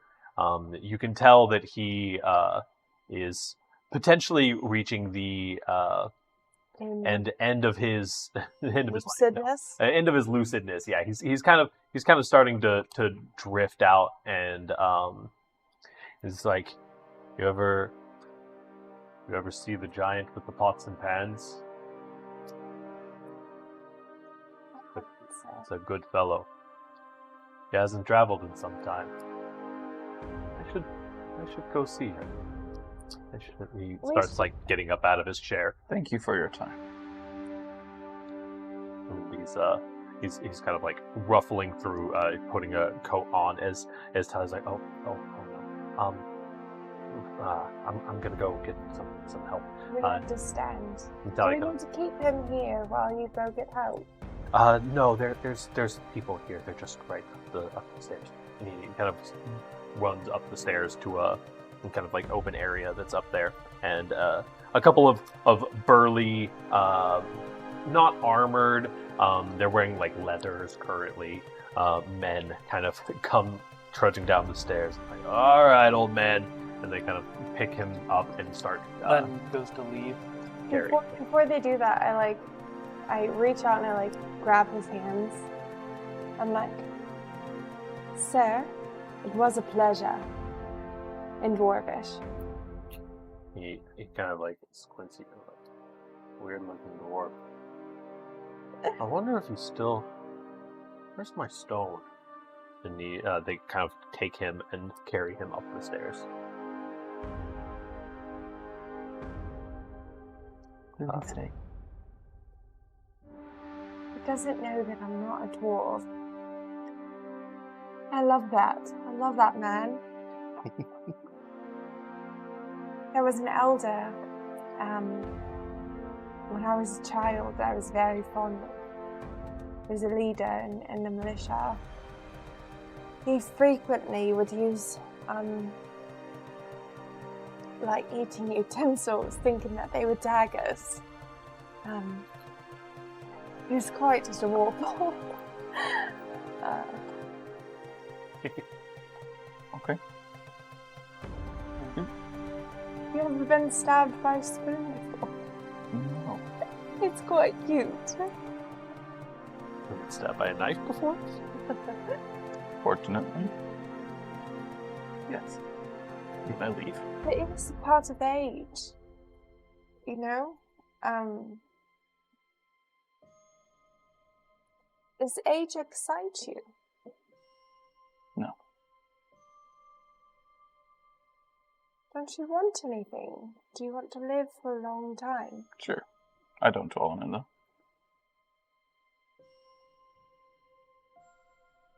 Let Latin go. Latin? Mm. Do you wish to be an old man? Latin already looks like an old man.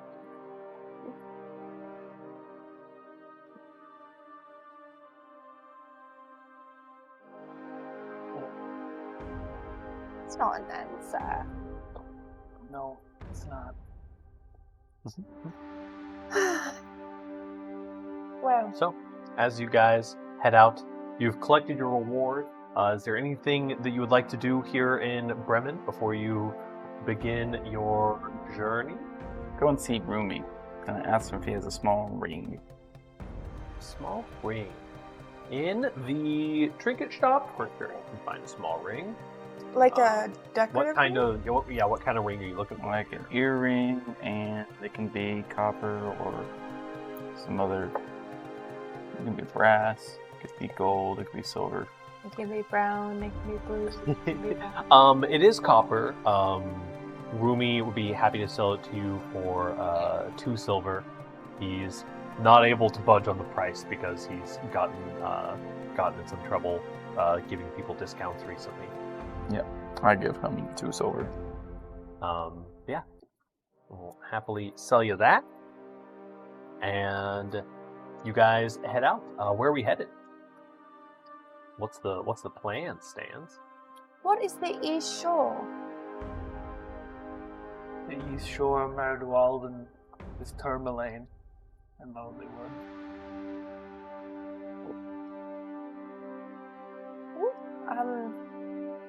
Are you opposed to going to Lonelywood? Yeah. Wasn't the answer I was expecting. We shouldn't go to Lonelywood.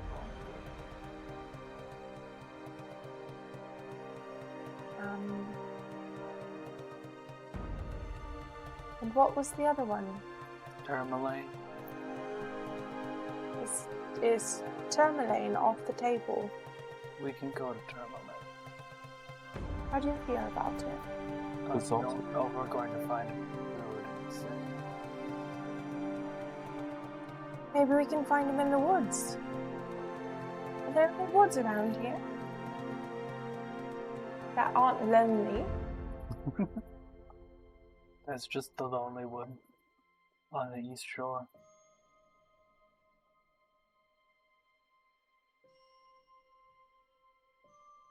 Well, And we had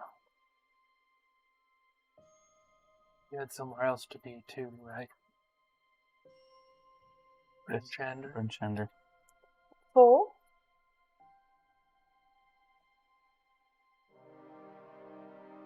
Meeting a contact. Someone who knew more. Yeah. The something knocker name. Yeah. Copper knocker. What was that contact for again? He knew more about the rime, or he knew more about the people who were rime blessed. Mm-hmm. He was more of a religious and magical expert than the members you were talking to.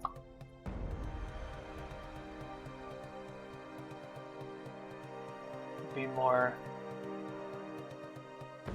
I want to find this druid, but I also want to get paid.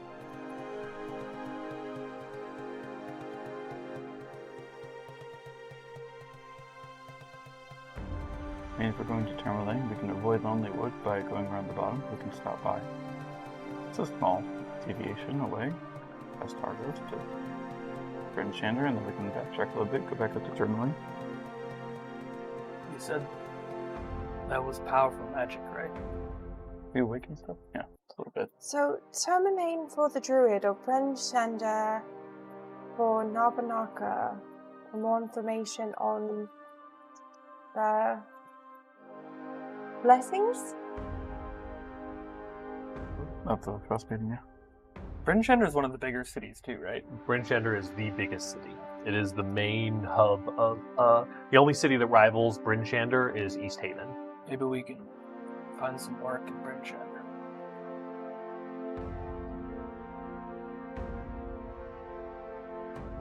Okay.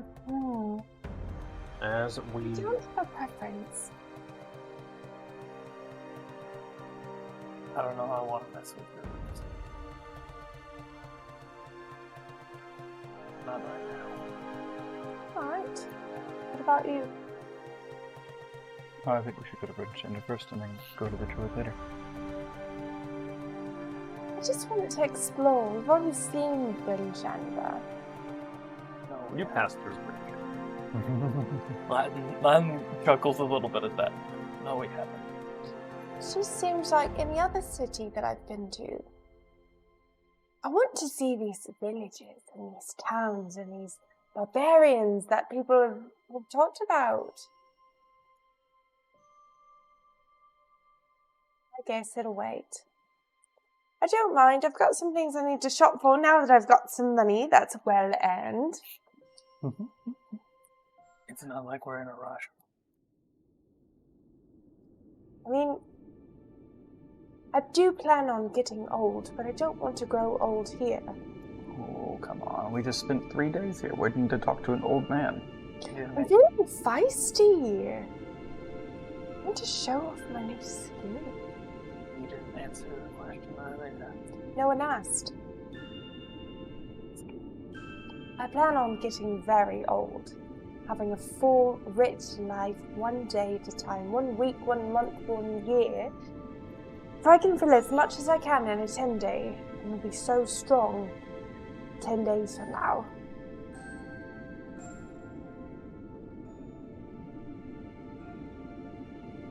I want to be old. But I don't want to be old and dull. I want to be old and great. Yeah. That speaker we just met, he inspires me. Old and great. Stuck here. That's why I don't want to be stuck here.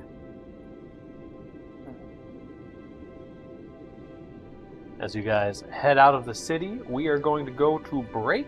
We'll be back Correcto. here in about 15 minutes or so, and we will continue our journey with lovely adventurers. See you shortly.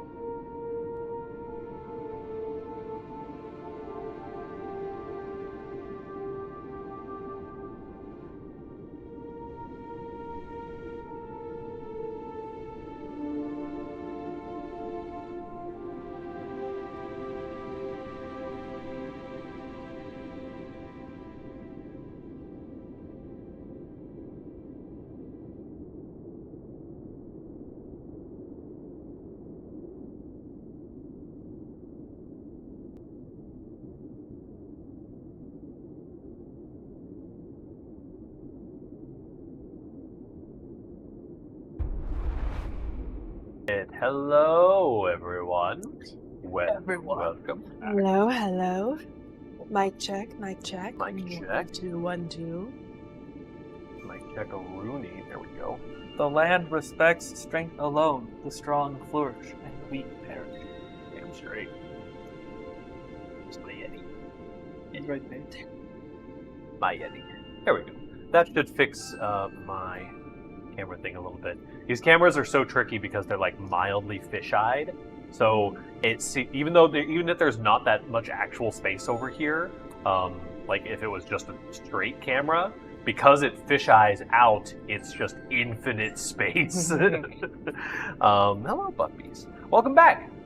We are getting back into things.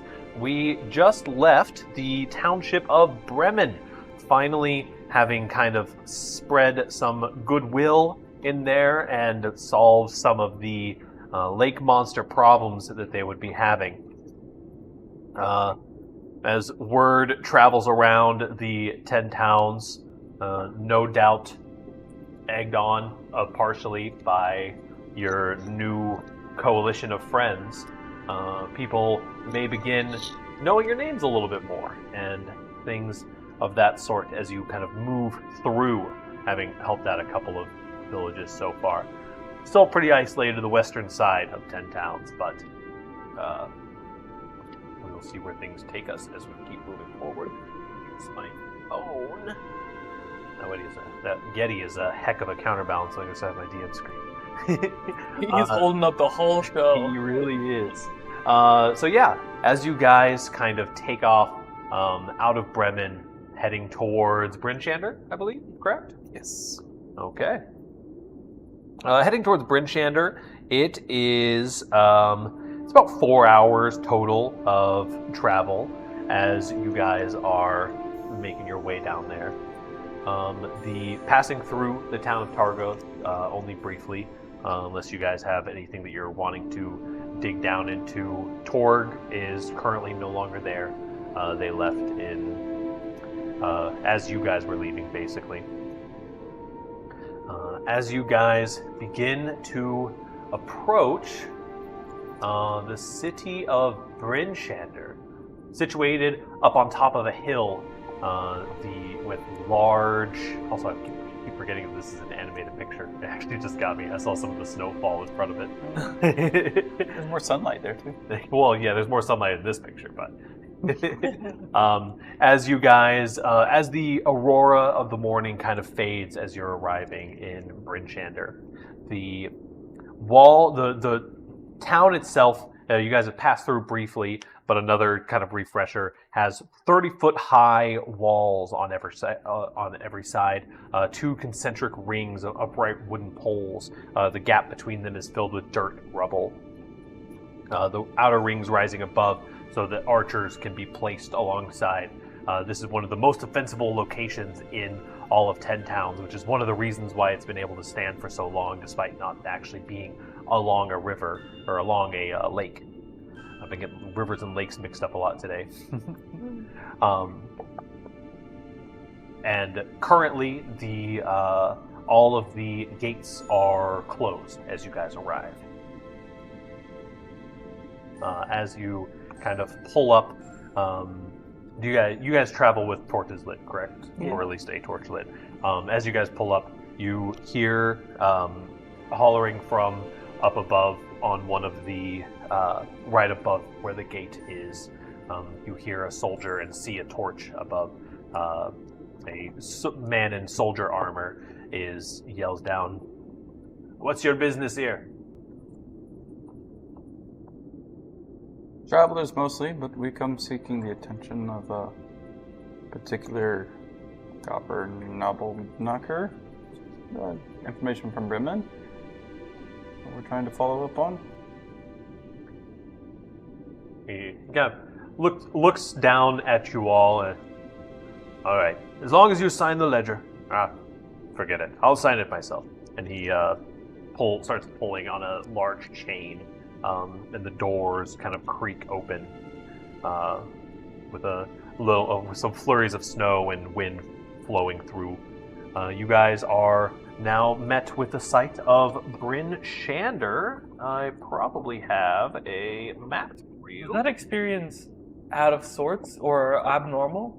Not particularly. The last time, a couple times that you guys passed through Bryn Shander, there wasn't much of resistance in passing through the gates. Probably the second time passing through the north gate, you guys would have had someone at least just ask. The purpose of the gates in Bryn Shander, they stay closed just in case, is kind of the thing that Bryn Shander does. They're not particularly closed down or opened up in any way currently that's abnormal. This is your map of Bryn Shander. It is the largest city of the 10 towns. Let's see. They have a population of, hello puppy, of 1,200, and, geez Louise. A population of 1,200, and their heraldry are black antlers above a vertical shaft of golden wheat on a white field, signifying the town's strength and prosperity in the vast flowing tundra. Ooh. So, this That's cute. is their heraldry. One of the fancier heraldries of the 10 towns. I like that. They are also one of the more prosperous cities.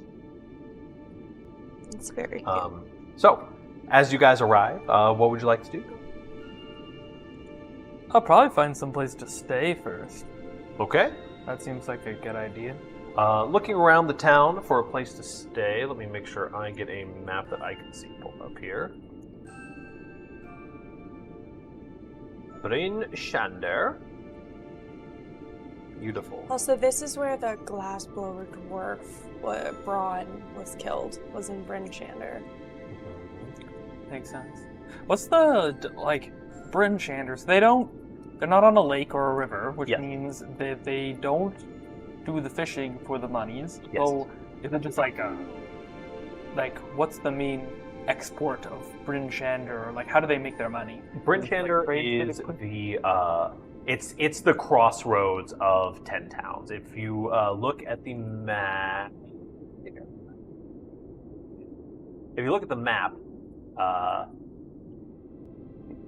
oh, my cursor's messing up. It's okay. But if you look at the map, Bryn Shander is not only the 10 Trail, which is the road that leads through the spine of the world, leads directly to Bryn Shander, and doesn't deviate, notably. Every road into 10 towns hits Bryn Shander and then distributes out to the rest of 10 towns. Them being positioned strategically and as a place where everyone kind of comes to in time of need, in a situation like previous situations where Goliaths or barbarians try to raid the 10 towns, people will pick up all of their belongings and goods and come to Bryn Shander for shelter. Bryn Shander will be where they make their final stand, sort of situation, being up on a hill and being well fortified. They also deal with the trade. They have decent access to smithies and stuff like that, being relatively close to the Dwarven Valley and kind of a middle point in between the Dwarven Valley and the Spine of the World where some other factions live. They're also the location of the head of the Speaker Council. This is where the speakers will come to kind of delegate and do their thing. Cool. As you guys are walking through, the town is much more bustling than any of the other ones that you have been in so far. While the town itself is larger, there are just so many more people here that it is very noticeable as you're kind of walking through. You guys enter at the southwest gate, and kind of walking immediately through the areas here. You walk past a stable on your left. You do also see a, not necessarily ruined, but a very, very dilapidated temple on your left. Any of you guys who have any experience with older religious studies, you actually recognize this as a House of the Triad. This is a lot of this stained glass is kind of like broken. The doors are leaning off of their hinges. I promise you can't make this shit up. And doors are kind of leaning off of their hinges a little bit. Seems this temple specifically is completely out of use currently. Latin. Do you need to go there? Why? To cure you of your possessionness. Do I? You need to go to like a temple or cleric, or maybe we can find some here to look at your ailment. Plan things for a second. No. No. You don't know or no? No. No. All right. Well, if you've got it covered, just let me know if you don't. You guys know to the north gate is the inn/tavern that's actually an inn/tavern this time around, called the North Look, where you guys it's just directly next to the north gate that you guys had passed a couple of times. This is like the most notable one in the city, or the only one in the city? This is the main inn. You could probably find other places to stay, but if you're looking for an inn or a tavern, this is where you would go. And what's it called? It's called the North Look.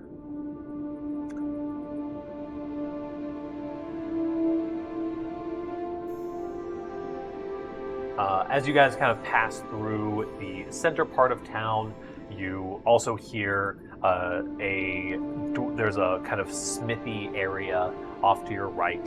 The sign hanging above it reads Black Iron Blades. You hear a lively dwarf voice coming out from, like, kind of bellowing out from the open front door as you see the forge burning in the back.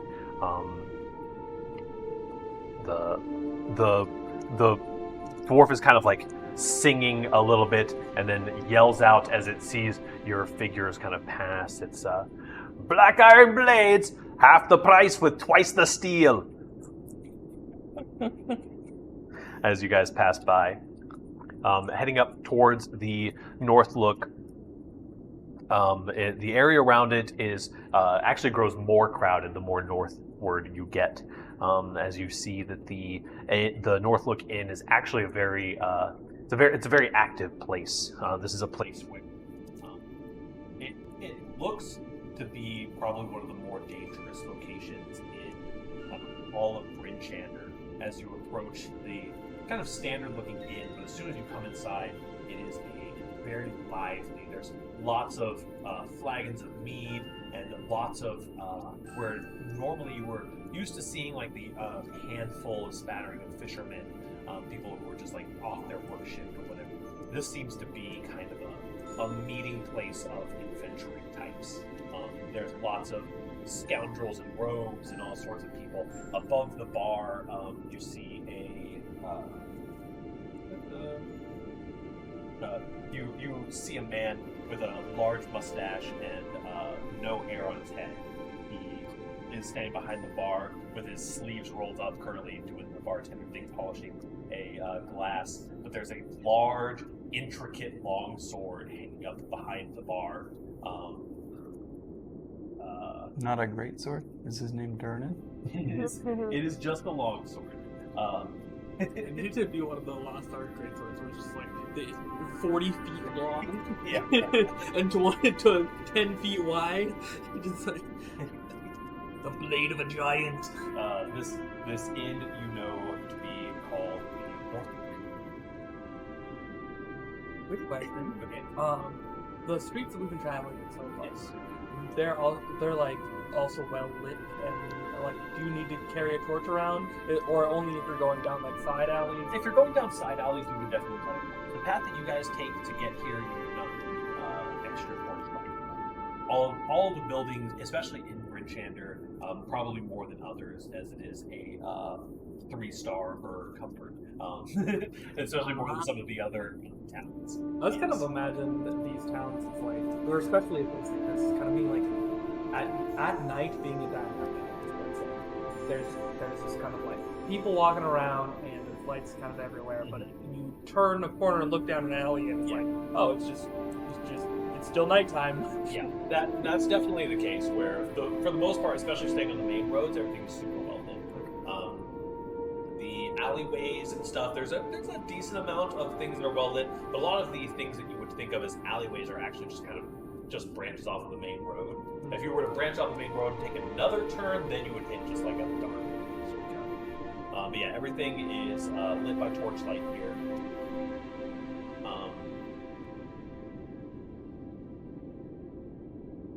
And yeah, make your way up to the north. Look, also the roads, worth noting. A lot of the snow and things in this area it's kind of a mixture of it's been shoveled off of like cobblestone pathways and or it's a dirt road that's been so heavily mixed with the snow that the snow is basically just part of the dirt road. So you aren't like trudging through snow while you're in town. Gotcha. Yeah, you guys come into the bar, and it is very lively. You hear bards playing music currently, and there's a couple of drunk groups that are kind of like swaying back and forth and singing along. More surly fellows. You know what I noticed? We actually don't hear any music. That's fair. That would be the TV. It's the TV of it.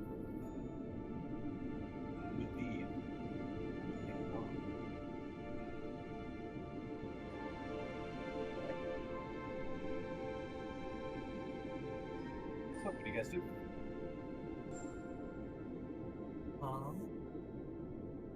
Probably head up to the bar. Yeah. For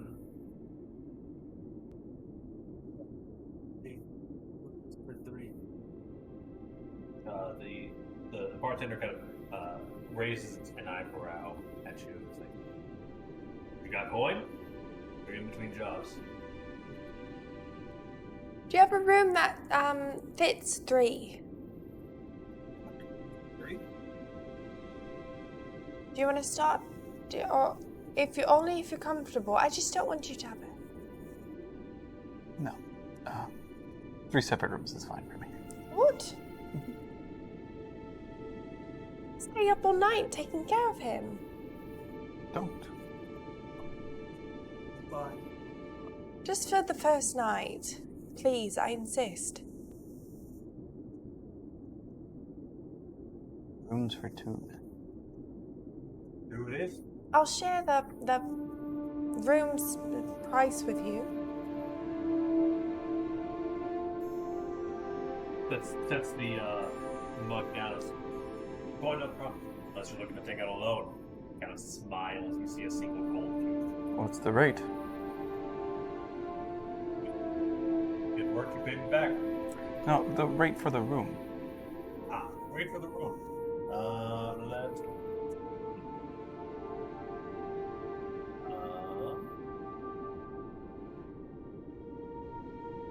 Is 2 silver pieces a month. Of?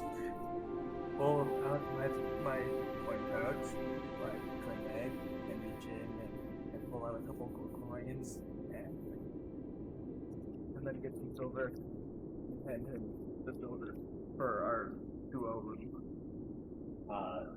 He kind of watches your process and is like, certainly aren't in between jobs. You all are doing pretty well for yourselves. We're looking for work.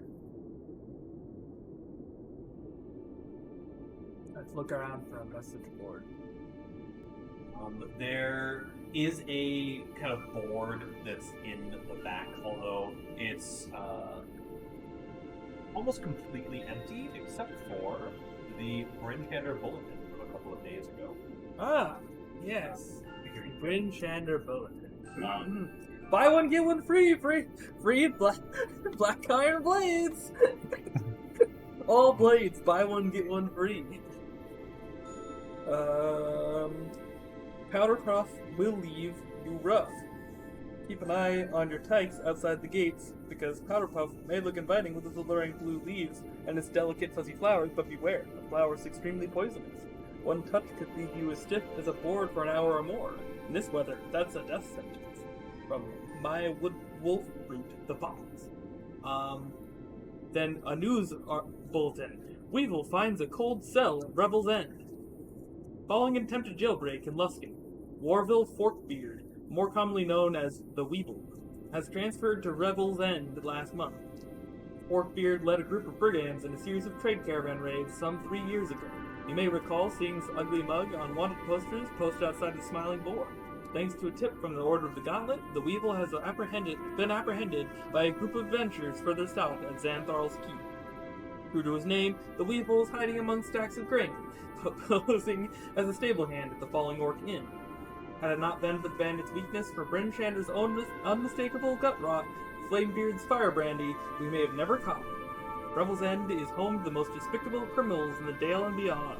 The tight-lipped guards at the end won't reveal every prisoner behind its icy bars, but we know that the Weevil will be in good company. Baelish Gant, the arcane charlatan who nearly took over Bryn Shander and the rest of Icewind Dale, has been enjoying the End's thin blankets, tasteless meals, and countless hours of solitude for nearly 10 years. There have been many attempted escapes over the years. Although it's rare, a lucky brute or cunning mind will occasionally succeed, but none of them get far. For all its misery, Revel's End is the safest place for dozens of miles. Those unlucky few who make it past the gate either end up at a crag cat's lunch or succumb to Arl's bitter embrace. There's also Hunter boasts bet for the Red Yeti. Famed hunter, Mildlore Kafarak, announced yesterday that he's hot on the trail of an elusive and terrifying Red Yeti. Evidently, Kafarak is so confident in his abilities that he started taking bets. According to Scramsack, the proprietor of the Northlook Inn and Tavern, the brawny hunter is willing to wager 300 gold pieces that he'll be the one to bag the beast. I didn't see any takers, laughed Scramsack, when asked whether any patrons accepted the hunter's challenge. This winter has coaxed all sorts of terrible creatures from their hiding places. You thought old Bitey was bad because he nipped off your pinky, did you? Well, reports from the other towns mention that the beasts and raiders are as tall as 3 men. And I swear by the right hand of Tyr, I saw a pair of goblins having a snowball fight the other day just off the Eastway. For once, it looks like Bryn Shander didn't draw the short straw. As grim as these sacrifices are, maybe offering those folk to the Frostmaiden has kept the worst at bay. Still, Sheriff Southwell seems more terse than usual, and I noticed a few extra guards at the East Gate the other day. Then again, after the Frostride attack in '89, who can blame them? I'd rather he and Speaker Shane keep their guards up for both our sake. The last thing is an advertisement for Wet Your Whistle with a shot of Firebrand's Fire Brandy, only available at Kelvin's Comfort. Ask for Ogden Flamebeard. Kelvin's Comfort and Ogden Flamebeard are not responsible for any gastric discomfort that may arise from ingesting Flamebeard's Fire Brandy. I'd like to read that over. That is posted. He does mention the Red Yeti thing to you as well. As you kind of are reading through that, you hear this old bite,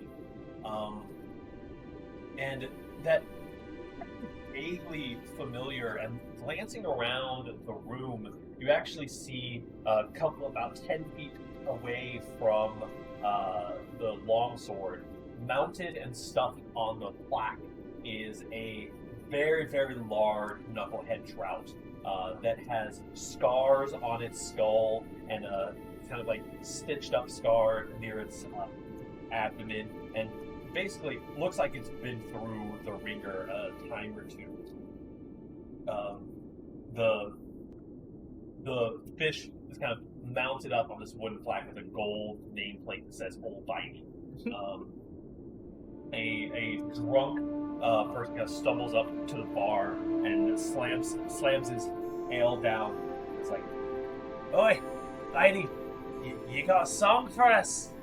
And the large fish on the wall jerks to life and starts moving mechanically back and forth. And opens its mouth completely out of sync with the words that are coming out of it, as it says, There's a place I'd like to go, farther up the river's flow. Where it is I do not know, must be under all that snow. It stops moving and its eyes. You attacked me earlier for using words like dials. Dare you? As like a good half of the bar just starts laughing their asses off, and you see the especially loud laughter coming from a fellow who's sat up on the bar next to the guy who had requested a song, who seems to be missing a good chunk of their arm as well as their right leg from the knee down. And he kind of like raises his he doesn't have a like a hook or anything, any sort of prosthetic, but raises his stump up at the fish as like, serves you right, bastard, and slams his fist down. Like, we're at the right place. This is where we stay now. We don't move to other towns. Well, for Seems 2 like you have a silver, I got ball. lots of time here. My name's Neela. What's your name? Scramsax. Nice to meet you. Grimsax? Scramsax. Scramsax. He's on the poster. Where? In the text somewhere. I read his name like 3 times. Mm-hmm. But it's hard to say. So you missed some of the best stuff. They were the in-person quotes from the blacksmith. Oh, you're right. The reason blacksmith. I wasn't sure I was going to read the whole thing out loud until I got to one of them where I was like, okay, I guess I got to read this all. And I never went back. My favorite customer quote from Black Iron Blades is quantity over quality, just like I like it.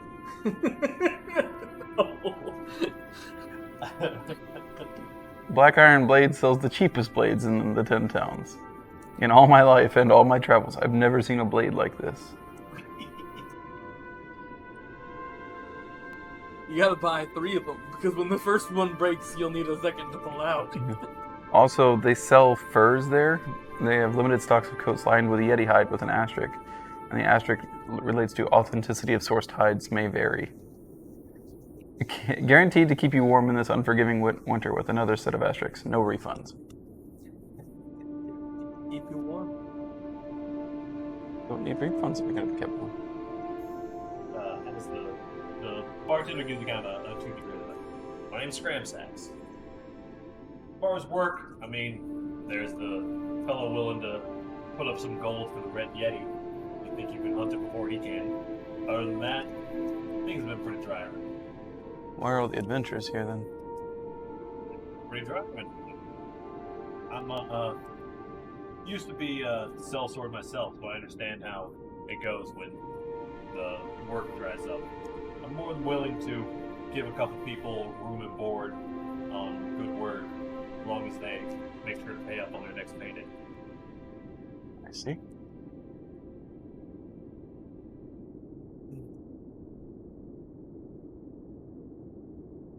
Or is there a place to sit? Yeah, there's a couple of them. You guys would like to sit and relax a bit.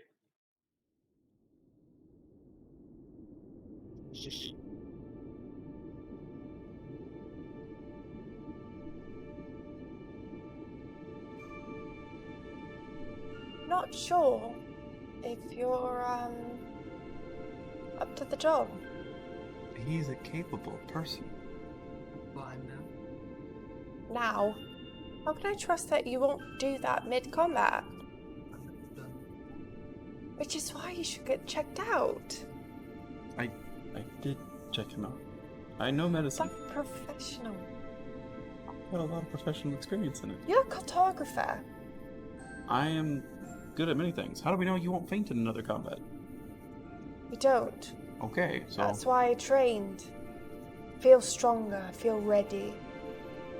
Do you feel stronger? Do you feel ready? Ready for Yeti? We have experience.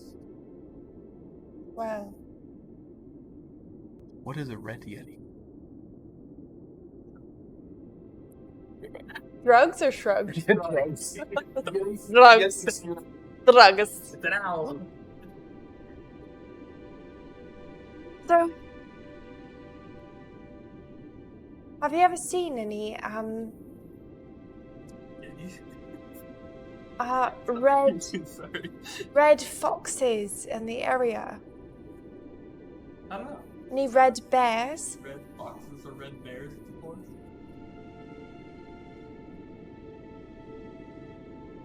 Typically, by nature, an animal wouldn't be an off color, like red. It might just be red because it's bloodied. Roaster says the bottom here.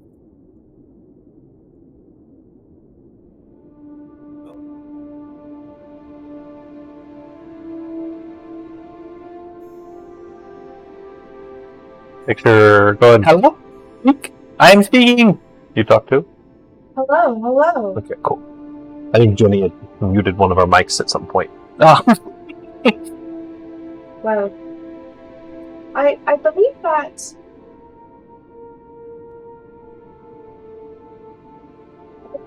if it's red, maybe we might be able to get more money off of it. it'll be easy to find in the snow. But it sounds as formidable as the person that was originally hunting. Maybe we get some help. What was the name of the guy who put the... Melville Patrick was the one who announced it. He's the formidable hunter. Very get it spelled right. Sheng Southwell. Sheng is the speaker. Wolfroot is the botanist. And Scrumsax is that lovely. I get up and clumsily walk over to the bar again and talk to the barkeep. And I've already forgotten his name. Scrumsax. No, the other guy. Noble. Tafernack? Yeah.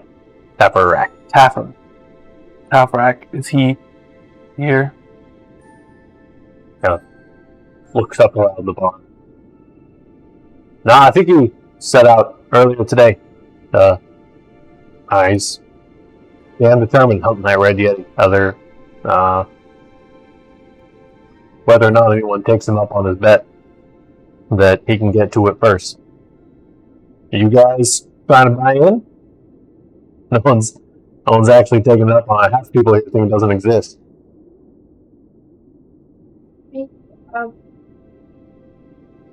Interested.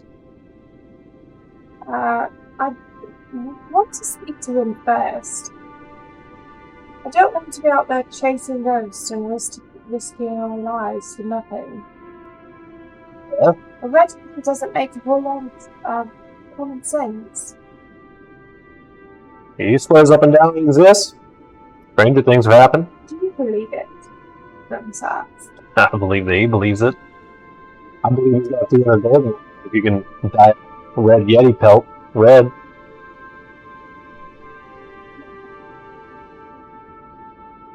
Game. Is he gives you another goofy, slightly golden grin. Goofy. Also, I was thinking, while we're here, price it twice the steel. It's quite a steal. I'm to look. I kind of talk to him and see if they've got upgrades on his blades. I'm good, but I can go with you. We can adjust for that. Tibbers, go ahead. I was thinking that would be really like. I really like a good steal. It sounds like they've got quite kind. Which kind of steel? No. Like you're looking to bargain. Like a good you get a good Just steal. I've been accused of maybe being a liar, maybe being a thief. What am I wearing today? No, I meant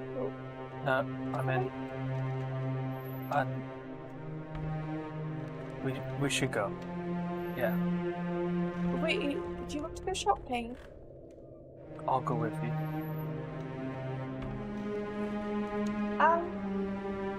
Art, I assume that you're going to start. Tag along. Yes, I'm going to tag along.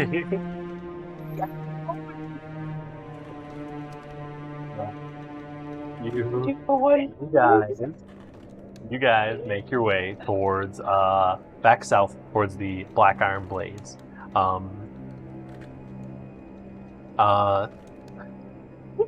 Also noting, just for your information, that the House of the Morning Lord is in the northeastern part of town. That's kind of knowledge that you would have gotten from looking at maps and charts of the town and whatnot. Cool. As where you were doomed to meet Knocker. Yeah, but I need money. But you need money. Heading towards the Black Iron Blade. You guys are.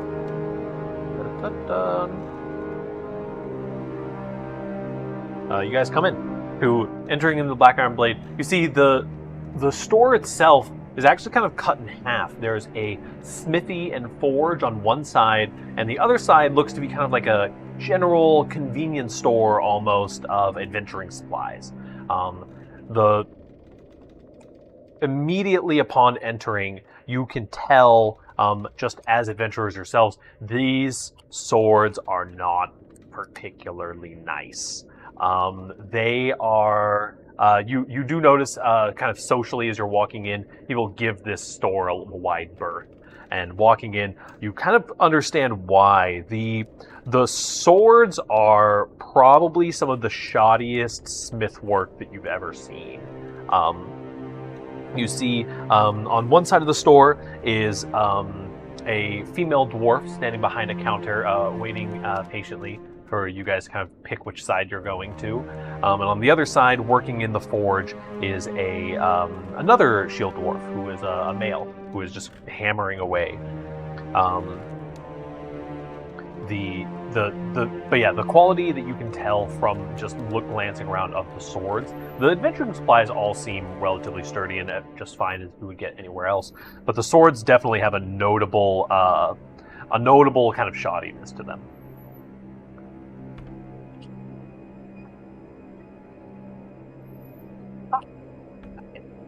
Yes, how can I help you? My name is Elsa. Elsa? Yes, ma'am. That's very sweet. That's a beautiful name. I'm new to town, and I figured everyone's. Looks like your place is on a bulletin. You're marketing yourself quite well. I heard your. That's your brother, your husband. Garn is my brother. He's quite proud of his advertisement in the recent bulletin. I heard him screaming as we were walking by. He's very marketing minded, that one. We sell it. I'm looking for health potions. Health potions. Unfortunately, I don't. I saw you got them. However, you could speak to the. You could talk to maybe the priests up in the House of the Morning Lord, or there's an herbalist in town. I forget their name. Fruit. That sounds like an herbalist name if I've ever heard one. It's a botanist. Is it the same? I assume they may deal with potions and whatnot. And have a better chance of finding them here, unfortunately. Sorry about that, but I think it'd be nice to ask. I would certainly appreciate it. I mean, if you're looking, my brother is always working away in the forge. If you're ever needing new weapons or gear or anything. Oh, no, nothing like that, unfortunately. I mostly deal in the adventuring supplies. If you need rations or snowshoes, anything like that. others? As yes. Oh, go ahead. No, you go ahead. Okay. What options do we have as far? So I know there's various supplies that are required to do things like if you were going to go trudging through the snow looking after a Yeti. Yes. What would our options be? Okay, there's snowshoes and those do something. There's like the tennis rackets things, then those do something. Those are the snowshoes, basically. Basically, when you're out traveling off of the trails, you have a certain level of the easiest way to explain it is kind of like by sled, by like dog sled or a sled pulled by something else. You travel at normal speed. With snowshoes, you travel at half speed. Regular, you travel at a quarter speed. It's kind of the easiest way to kind of visualize that. Okay. Also, give me just 1 second here. Pardon me. Want to peruse the wares?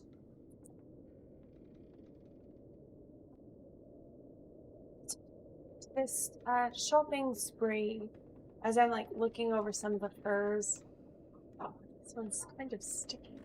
But it's good quality. It's just like I didn't a whole lot of input. Do you like shopping? We don't sell I seem jewelry. pretty jovial about that. I came with you guys to the shop. Yes, I want to go to the shop and buy things, because I have new swords to buy. I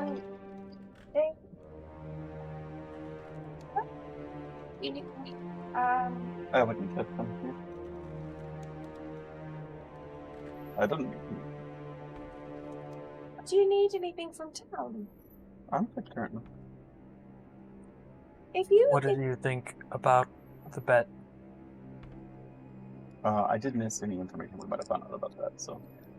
To quickly summarize, the situation was that there's a guy who claims that there is a red furred Yeti out somewhere, and he's going to be the one to get it. And he's betting against anyone else 300 gold that he's going to get to it first. And the barkeep was like, I believe that he believes in it.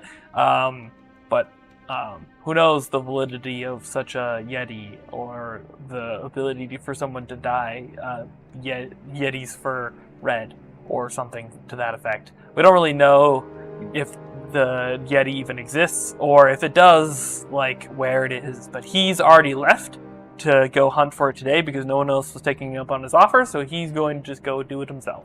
And so he's already out on the hunt for it. And Latin so far has expressed interest because it's a pretty good chunk of money, but is also skeptical of, not particularly trusting of anyone in the 10 towns. So, Well, to that effect, he's already left. It's not like we're going to be exchanging currency. He comes back with the Yeti fur, or we come back with the Yeti fur. I was planning on buying some snowshoes while we were in the general store, which was my next thing that I was going to buy. Because I don't have any. Those are just the crampons? Or? Yeah, snowshoes and crampons will get you basically the same effect. Okay. Ugh. I am. While you guys do your shopping, I will busy myself with other things. Okay. 2 gold pieces for snowshoes. 2 gold.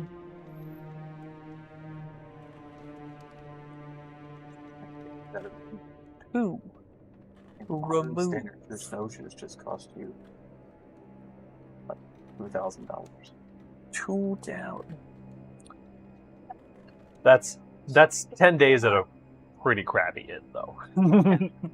They cost you $500. I remember I saw a pretty interesting conversion. But I don't remember what the conversion rate was. But somebody did kind of like a rough approximation of based off of general hourly wages to what a gold cost would be, like a gold would be in USD. And I was like, okay, that puts it in perspective pretty well. But I don't remember what the conversion was. I know it was some amount of gold to $500, and I was like, cool, I could use that as a baseline for Are you also determining how intending to much buy things cost. Okay, cool. I that I bought at the base of the mountain? I have a climber's kit. The too. climber set is different from the like actual snowshoe portion. He had some separately from his climbing gear that he had picked up. That's what I came back and paid off. No, you were renting the full climber's kit. You were renting the climber's kit, not the. I know what you're talking about. Specifically. When we were buying those, Ryan said something along the lines of like, yeah, this portion of it just basically covers the difference of the snowshoes. Because I think he was saying that like those climber kits didn't come with snowshoes specifically or something, and so they were like slightly cheaper. I don't remember exactly the details, but Let me double check real we quick. were like looking at buying a climber's kit, and then I don't remember.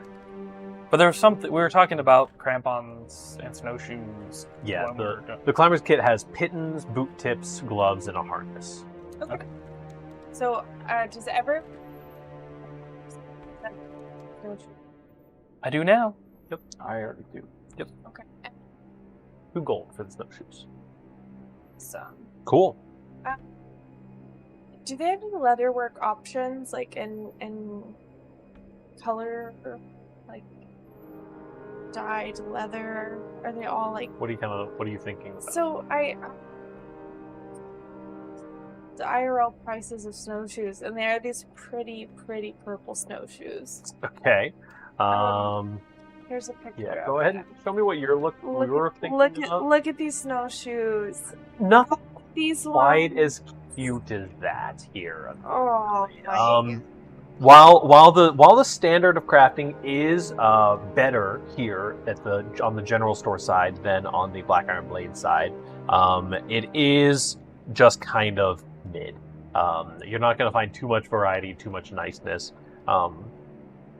You could potentially get some covers that would go over the snowshoes that would have add some color, add some flair to them if you were looking for that. Look at them. I want them. Fit your dragonborn feet in. Well, yes,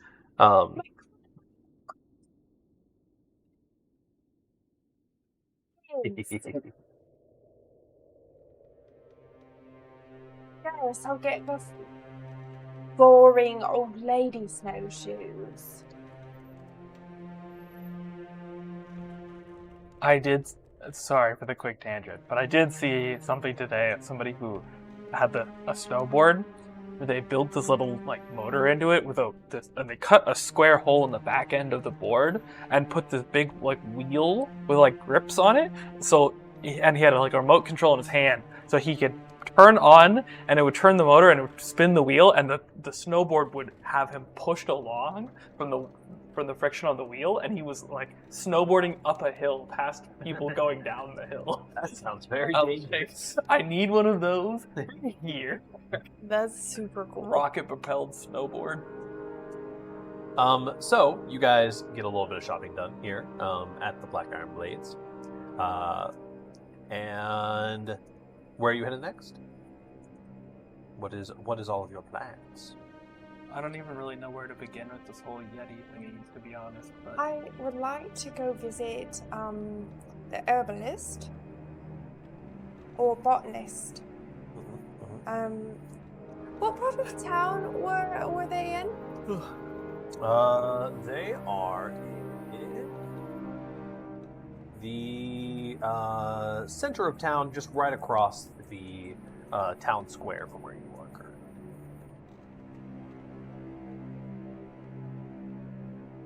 Right. We head there. Thank Okay. you for your business, Absolutely, pleasure's mine. Elsa. As you guys kind of walk out, you hear the dwarf on the other side, Garn the Hammer, as he is belovedly called.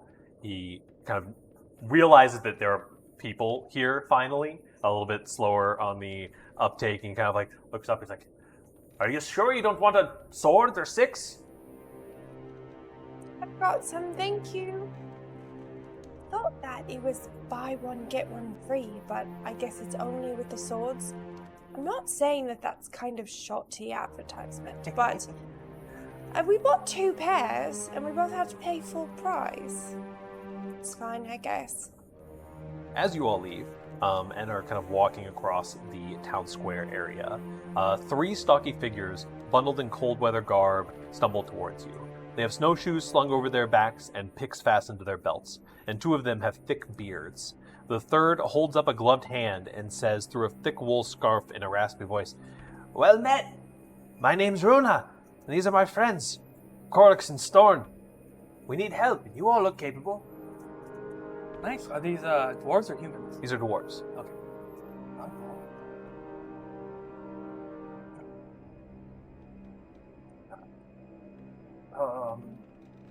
Are we who you're looking for? Hi, you all look plenty capable. Please, come inside. We'll, where can we? I'm heading to the herbalist. We can talk in there, where it's warmer. And they turn and they begin walking across the square to the herbalist as well. As you guys enter into the herbalist shop, the smells of spices and fresh plant growth meet your nostrils. There's a half-elf woman who has long brown hair and currently very, very lightly dressed in kind of some like a green overalls and a white shirt, basically, as she's tending to some plants that are growing. Feels like an entirely different world in here, almost. She turns around. Oh, visitors. Hello. Is there something I can help you all with? There's a lot of you. And the dwarves kind of start taking off some of their furs. Oh my! Oh dear! Do you all need help? As you see, as the dwarves are kind of taking off some of their furs, Runa, who is the dwarf who talked to you with a raspy voice, had her right ear and 2 of the fingers on her right hand are just completely blackened. And you see similar signs of frostbite along the rest of them. One of them, Corix, has lost 3 fingers and also his nose to frostbite, as well as Storn, who doesn't seem like he's suffered from any visible amounts of frostbite, but he kind of has a paranoid look about him. He kind of looks up at the sky as you all are entering, and then closes the door behind you, and then just kind of like focuses his eyes on Lords, Bub, you need a healer. Aye, this is all relatively fine. And the botanist runs back to her counter and starts clinging some glassware together. We're the survivors of a group of dwarves tasked with delivering a sled of iron ingots here to Brinchander. A Yeti surprised us and killed a member of our group. The rest of us fled. The Yeti tore Obok's limb from limb. Now, we need someone to go back and get the sled for us. As payment, we can offer each of you a gemstone worth 50 gold pieces. The friendship of the dwarves of Icewind Dale can also be a boon in hard times. What clan are you from? We're from the Battlehammer. We work up in the Dwarven Valley. This is a good You'll opportunity. need snowshoes, but quite a nice pair you've got there. Oh, they're just basic. Don't tease me. But if you can make the trip, we're not really. We need some bed rest. He kind of looks to the crippled hand. It's like, Can I see if I can do anything medically for these people? Yeah, give me a medicine check. It's a 12. A 12. With the point of advancement that their kind of frostbite is, being as hardy, the hardy dwarves that they are, you can tell that they're pushing through a lot of pain right now. Unfortunately, you don't have any means to actually alleviate the pain. Apart from bone saw. However, listen, frostbite means amputation and healing to prevent gangrene. The botanist pulls up some light blue kind of potions and is kind of pours some of them out and mixes it with some herbs that she had recently clipped to make kind of a salve, and rushes over to the dwarves. Like, no, lass, we're fine. But basically, it should be relatively simple. We can, if you all feel like it, you seem like hearty adventurers. I know this might be a bit too soon. Do you remember what colour the Yeti was? Was it red? A regular Yeti, as far as I can tell. Did that light blue potion, when the herbs got mixed into it, turn into like an orangish color? Does she call it antifreeze? No, she doesn't call it antifreeze. Although, Sweet to the taste? So if you're going to be doing Oh surgery, my gosh. you need to be setting up a shop and getting paid. No, I was just looking to see like what their style. I didn't think I was gonna be able to apply any kind of assistance to. It was more just like, how bad is this? Does it look like amputation? Yeah, I don't have a bone saw. Also, I'm imagining being in a dude who like just went through some like shit, got back, and some random guy he meets in the street is like, "I'm a doctor. I'll cut your hand off." No, please. Well, actually, I was looking at that once a year. We'll be fine. We'll be fine. Mostly, we just need we need someone to go get the card. We need a couple days of bed rest. She kind of like she keeps batting the botanist hand away as the botanist is like has the salve and is just like complete lack of like social like space awareness. Yeah, is that just, one's like, the doctor. trying to apply the salve to the one to Corix's nose, and it's just like batting her away. Sled from the valley? We were traveling from the valley. From the valley to Brunchanda. Yeah. It's been a while since we were able to make a trip. The storms have been pretty bad recently, but we finally got enough rounded up. We were gonna make a delivery to our mate of the Black Iron Blades, for starters, and then others from there.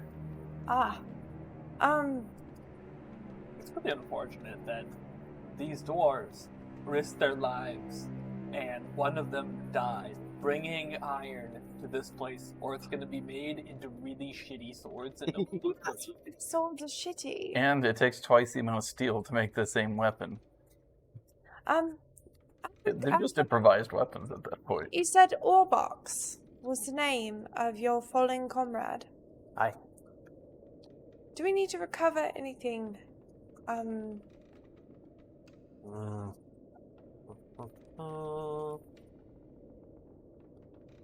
want you to be able to honor. I mean, if you find anything of this, we left in quite a hurry. Do you know about how far it is from the outskirts of town? Seems like you freshly made it here. Let's see. It's actually in the tundra, about halfway between here and Kelvin's Cairn. It'll be dangerous travel, but like I said, you all seem plenty hardy. Kind of looking up at Ladin is nodding to his companions. Let's do it. We're just talking about going and hunting a Yeti anyways. We're not Yeti racists. We don't care about the color of its skin. I mean, ideally, the Yeti won't stick around too much longer.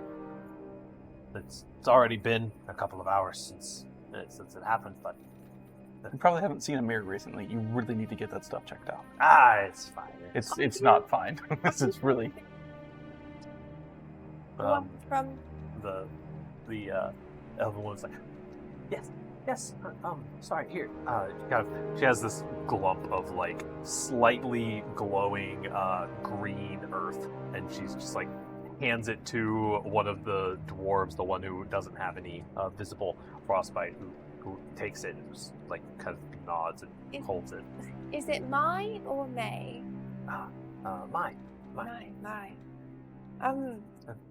Pleasure to meet you all. Unfortunate circumstances. She kind of half glares at the dwarves who are actively like they're just like poking at the green mush that's in the one dwarf's hands. Well, for me, it's under perfect circumstances. I'm looking for someone who can supply health potions. Oh, yes, I can sell you some of those. I make some in my spare time. What about potions of cold resistance? Potions of cold resistance, unfortunately, not quite my forte. I can whip up the health potions with relative ease, but I'm much more a grower than a creator. It's beautiful in here. It's definitely a positive change of scenery from the snowy, well, you know. I avoid going outside as much as possible. This is outside enough for me. Yeah, it's nicer in here, for sure. Runa, is there any other information that we need to know before we just trek into the tundra? Do you have any way for us to locate any stones or trees or anything that could signify where we should be looking for this? I mean, as long as you can walk in a straight line. Yeah. It kind of points in a direction. I can maybe they've got a map mark it on for you. Looks over at Art. Oh, now my maps are needed. When have your maps not been needed? Well, Okay. it is very easily accessible. Does Will help my baby. does kind of point to a spot on the map about halfway in between Kelvin's Cairn and Bryn Shander out in the open tundra. It would be somewhere around, if you look at the tip of this, it'd be like right there. Cool.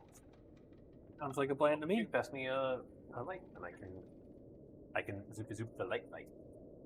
Yeah. Bump. It would be like right there. It's moving rapidly all around.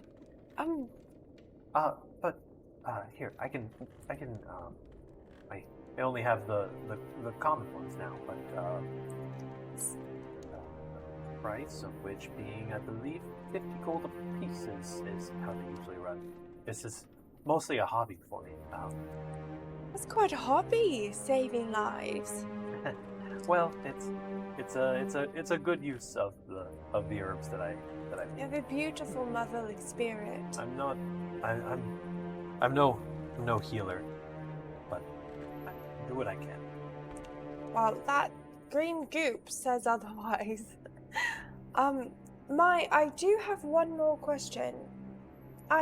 We were reading on the Bryn Shander bulletin, to keep an eye out on the outside of the gates for a powder puff flower. Oh yes. Is this something new?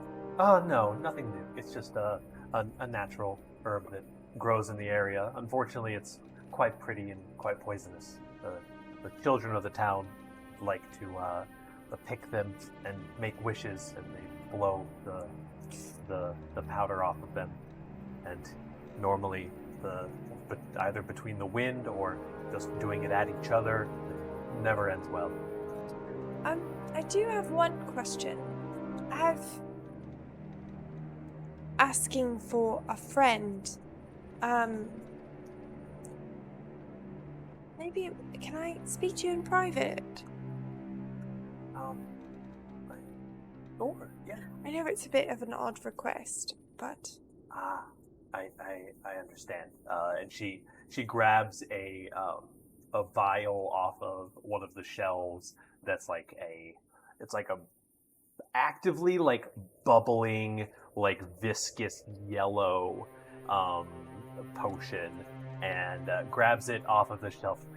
Please, behind the curtain. all right. And So what's as you walk behind the curtain, it's a small kind of like inlet room that has a 2 stools and a chair. That kind of reminiscent of like a shoe shine setup. okay? And she kind of immediately sits down in the stool furthest and is like, "You can But you got like pops the fork. I really don't need. Oh. I just need words of wisdom. Ah. So. So, I have a friend who's having night terrors. But it's kind of, do you have anything that salves for, like, bad dreams or seizures or possessions? Only home remedies.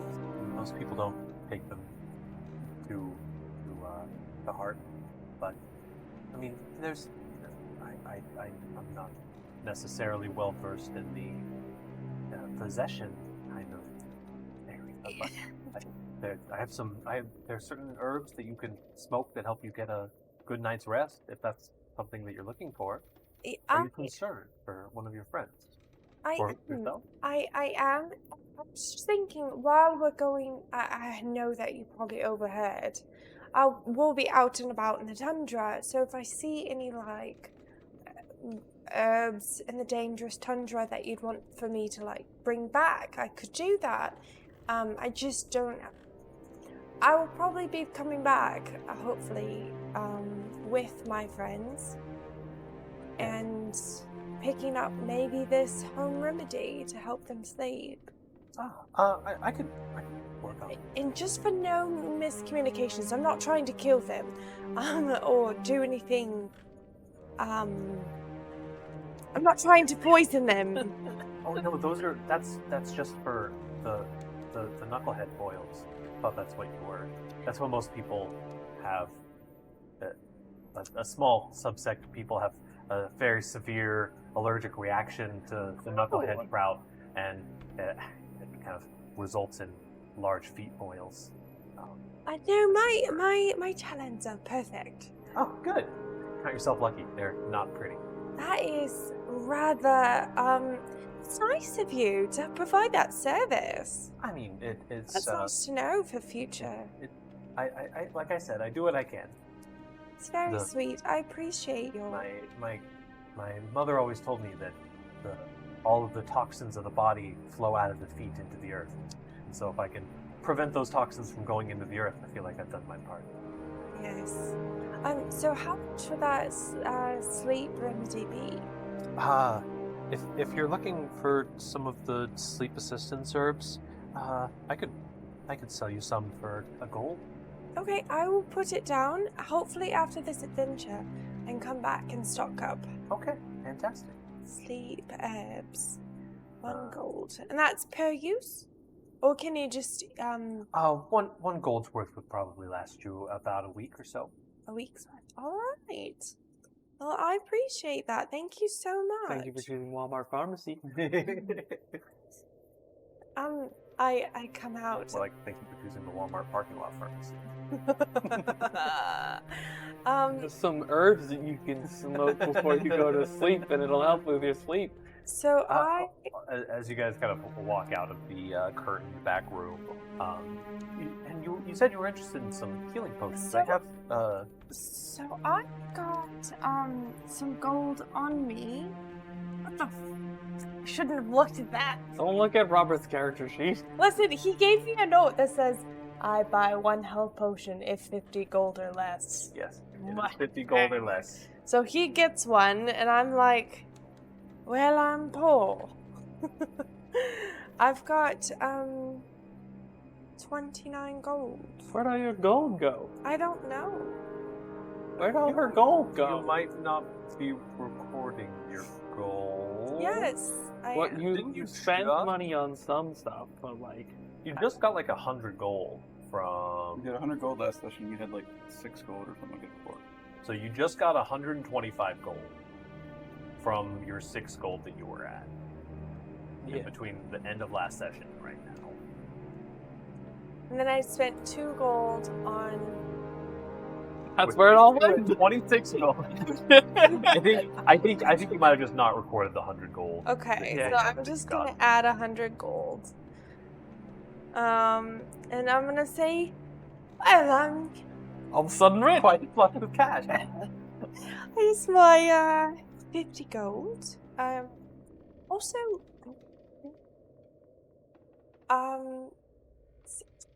changing.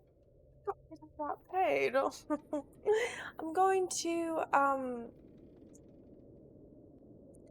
and here is the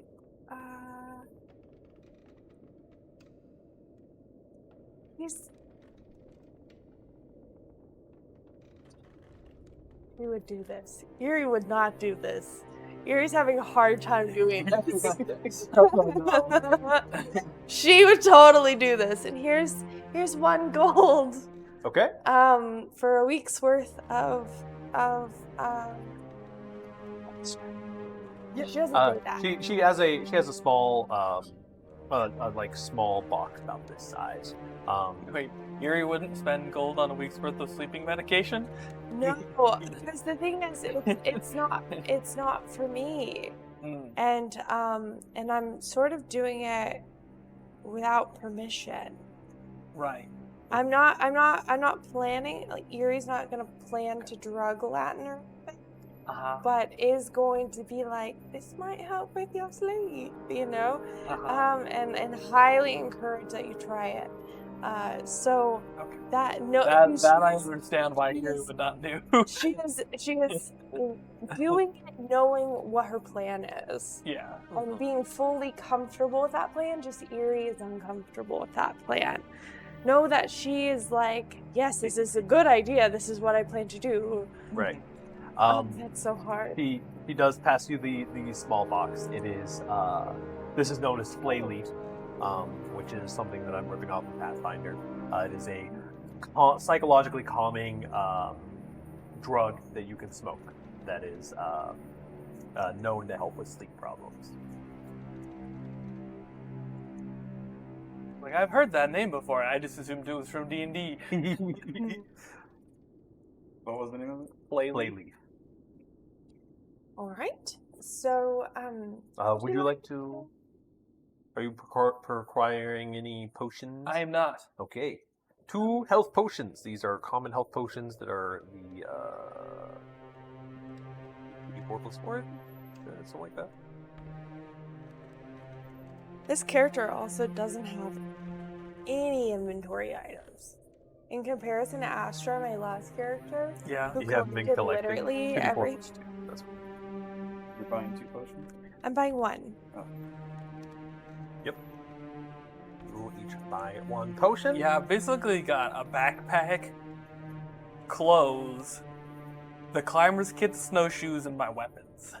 And that's all my character has as far as... Well, I've got a few other things too. Actually, that's not true. As you guys turn back around, And that stuff too. the Runa, also spelled with an H, is you gotta love that silent H at the start of dwarf names. At the Is start? Haruna? Runa, yeah. Haruna. Is like dips her pinky into the like slightly glowing green sludge and like sniffs it and licks it and then well, a pleasure doing business with all of you. We will be here probably at the North Look if we can get a room. And we'll be resting off some of this and they kind of start bundling back up and start heading out. The Mai is kind of actively protesting, but isn't going to like physically force them to do anything. It's like keep the salve and just apply it once right now, and it will hopefully help some of the healing process of. And there's like we understand, and the one is Corix, who is holding it, is just like still kind of silently holding the sludge as he kind of puts it in one hand and puts on some cold weather clothes, and they start making their way out.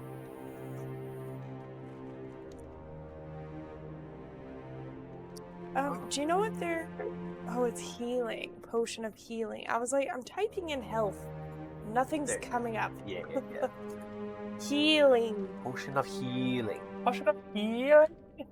So, what's next? What are you guys planning? Let's go find this iron cart. Okay. Is the goal to retrieve the iron to kill the other?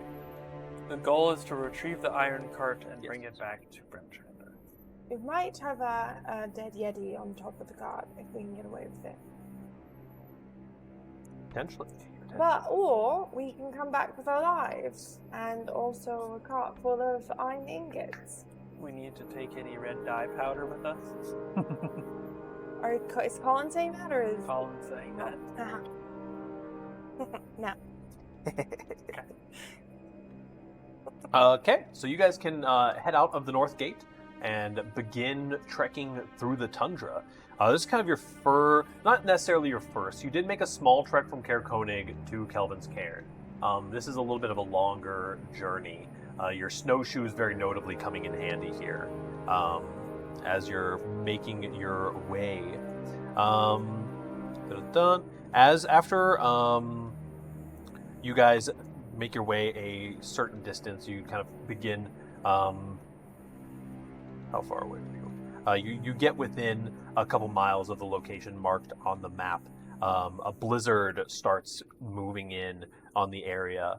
The winds are snapping at your at any seams in your clothes as the snowfall picks up, and your visibility is reduced down to 20 feet, even regardless of light vision or dark vision or anything. Is literally just being unable to see past the snow, past 20 feet in front of you, as you see the kind of silhouette and the skyline of Kelvin's Cairn disappear in the distance. You guys can press on through the blizzard or try to hunker down and wait it out. That is completely up to you. Press on. We just on, but use ropes to make sure that we are always within contact of each other. Okay. Good idea. You guys decide to press on. This chart is weird. What's it? Just a secret note that I handed the GM during the blizzard. That's really impressive that you made that It is a nice position. It helped with the coffee students. If it's old book. Let's see here. Poke you with my horn. Sorry.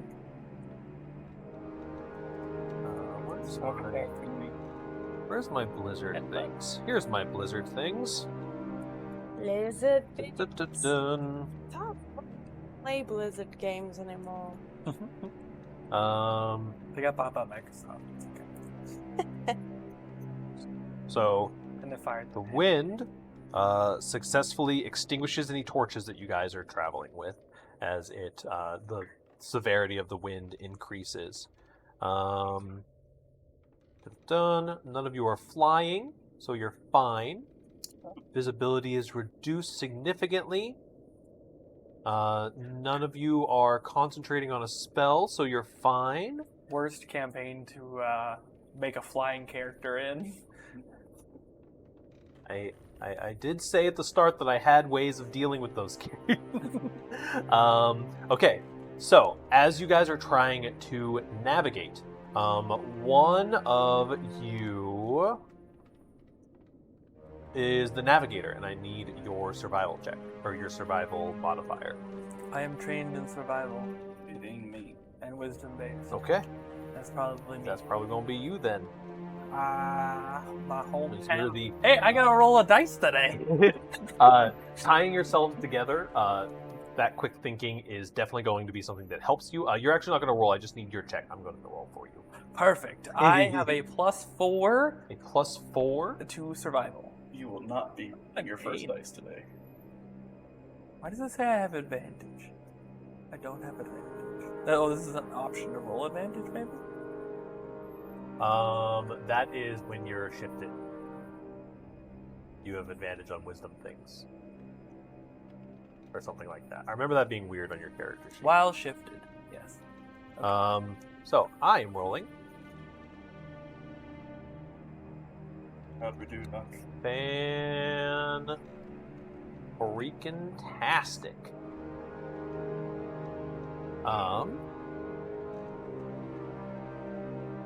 Let's see. Let me just make sure it just passed this.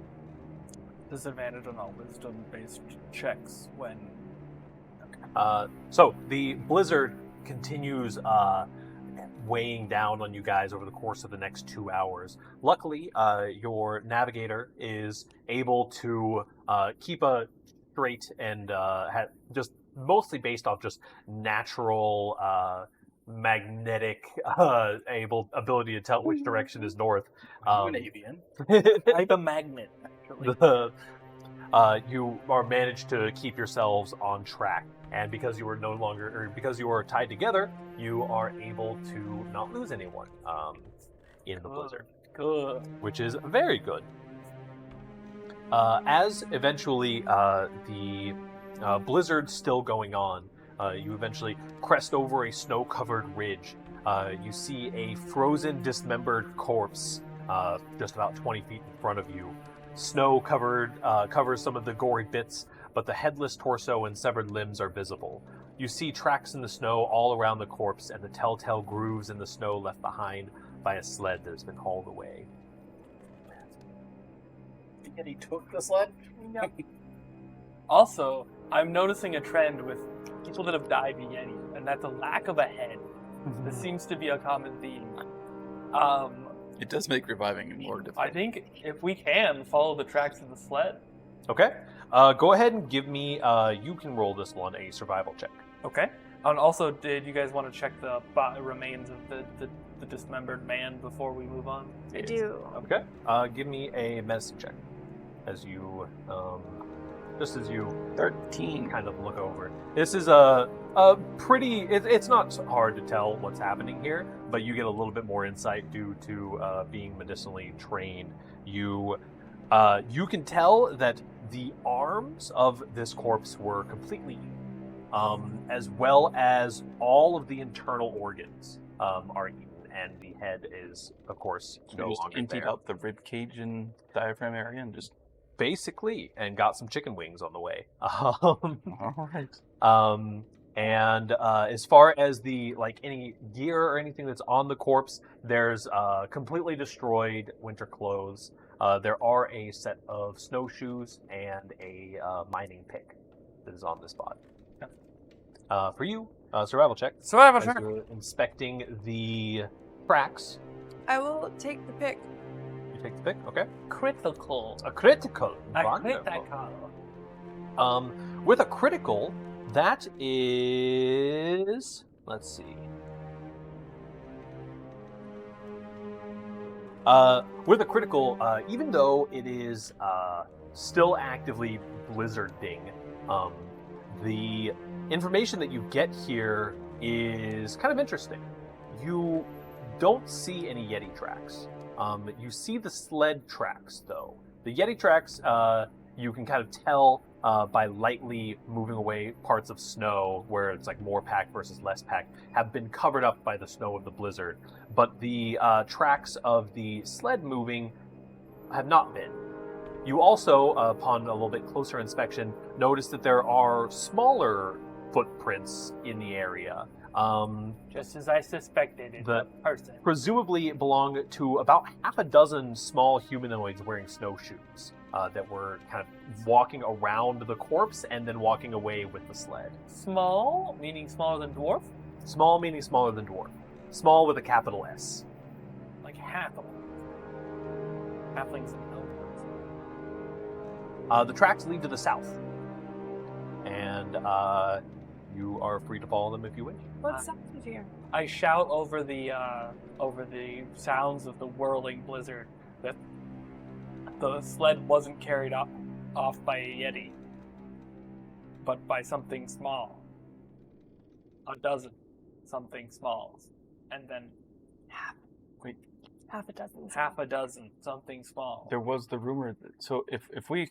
Hold on. In the map, right? Mhm. We are here, and we were coming up to somewhere... Where was You're the... around there, right? So if it's directly south. It's towards the East Way, above Goodmead, And to the east of Brynshiner, there were the reports of the goblin activity. Give me goblins. I shout into the void. Good point. Plus reading the pamphlets. Yeah.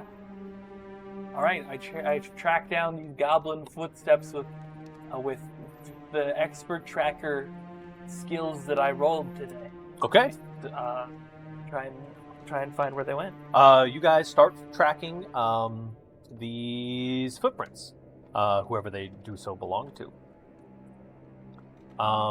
As you, what's up? Oh, okay. Didn't know if I was missing something. Also, I have swapped out a cantrip. Swap out a cantrip. Daughter.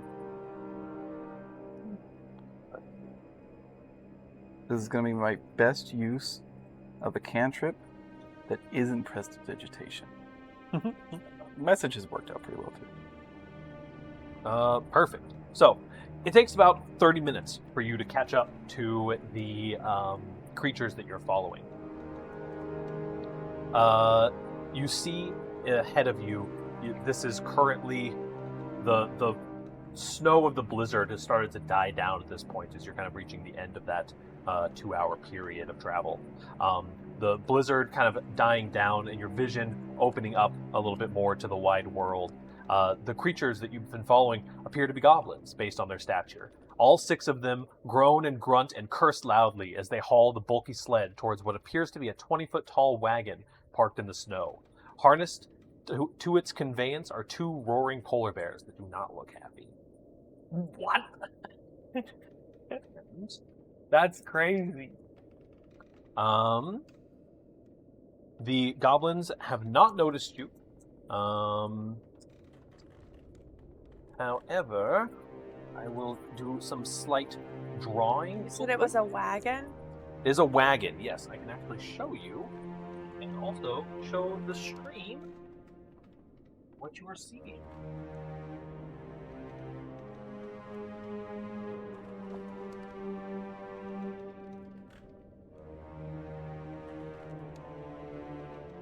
That is the wagon that you are approaching. Oh, and it's being harnessed and led by... 2 very unhappy polar bears. I see.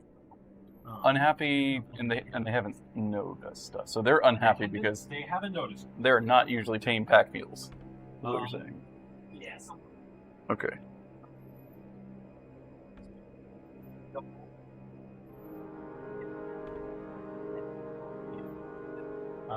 Depending on what you guys are wanting to do here, you guys can let me know. A surprise round. If you guys are going into immediately trying to ambush these goblins, we can get things set up. Maybe do some initiative rolling, and I think that might be a perfect time to actually cut things and move on to start of the initiative at next week's session time. How's that sound for everybody? That sounds right. Sounds about right. It is about 5 o'clock. We are about that time. Let's go ahead and get some initiative rolls for everybody. Oh my gosh. Wait, do I get advantage? Do you get advantage? Why would you have advantage? Because of my new thing. Or is that only with attacks? It's only with attack. Darn. I'm just gonna reread just to make sure.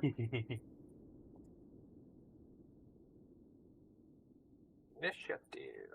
On weapon attack rolls. Which dice do I want?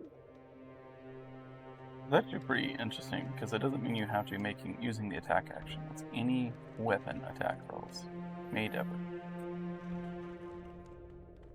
Until the end of your turn? Is that what it says? Or until the start of your next turn? Until the end of the current turn. So as you guys are sneaking up on this, you guys will be surprising these goblins as you launch into action. We're going to roll initiative, and then we're going to pick it up at the start of the next session. The combat. 21. I roll initiative? Yeah. Another critical. Damn, son. I got 2 dice rolls today, and both of them were 20. Not bad. What did you roll? Oh, 21. Where the heck is this So I go after Robert. And what do you? You will actually go first since you rolled a critical. Let me just make sure I get these dex. 25. Dex plus 2 means this group has a 20. Art, you have a 21. With a +3. With a plus 3. That's fine. And A step and a half faster than they are. Latin. What's your dex plan? 0. 5. My next set of goblins. Oh, you went so far above. You've now gone into the next round. Also a 20.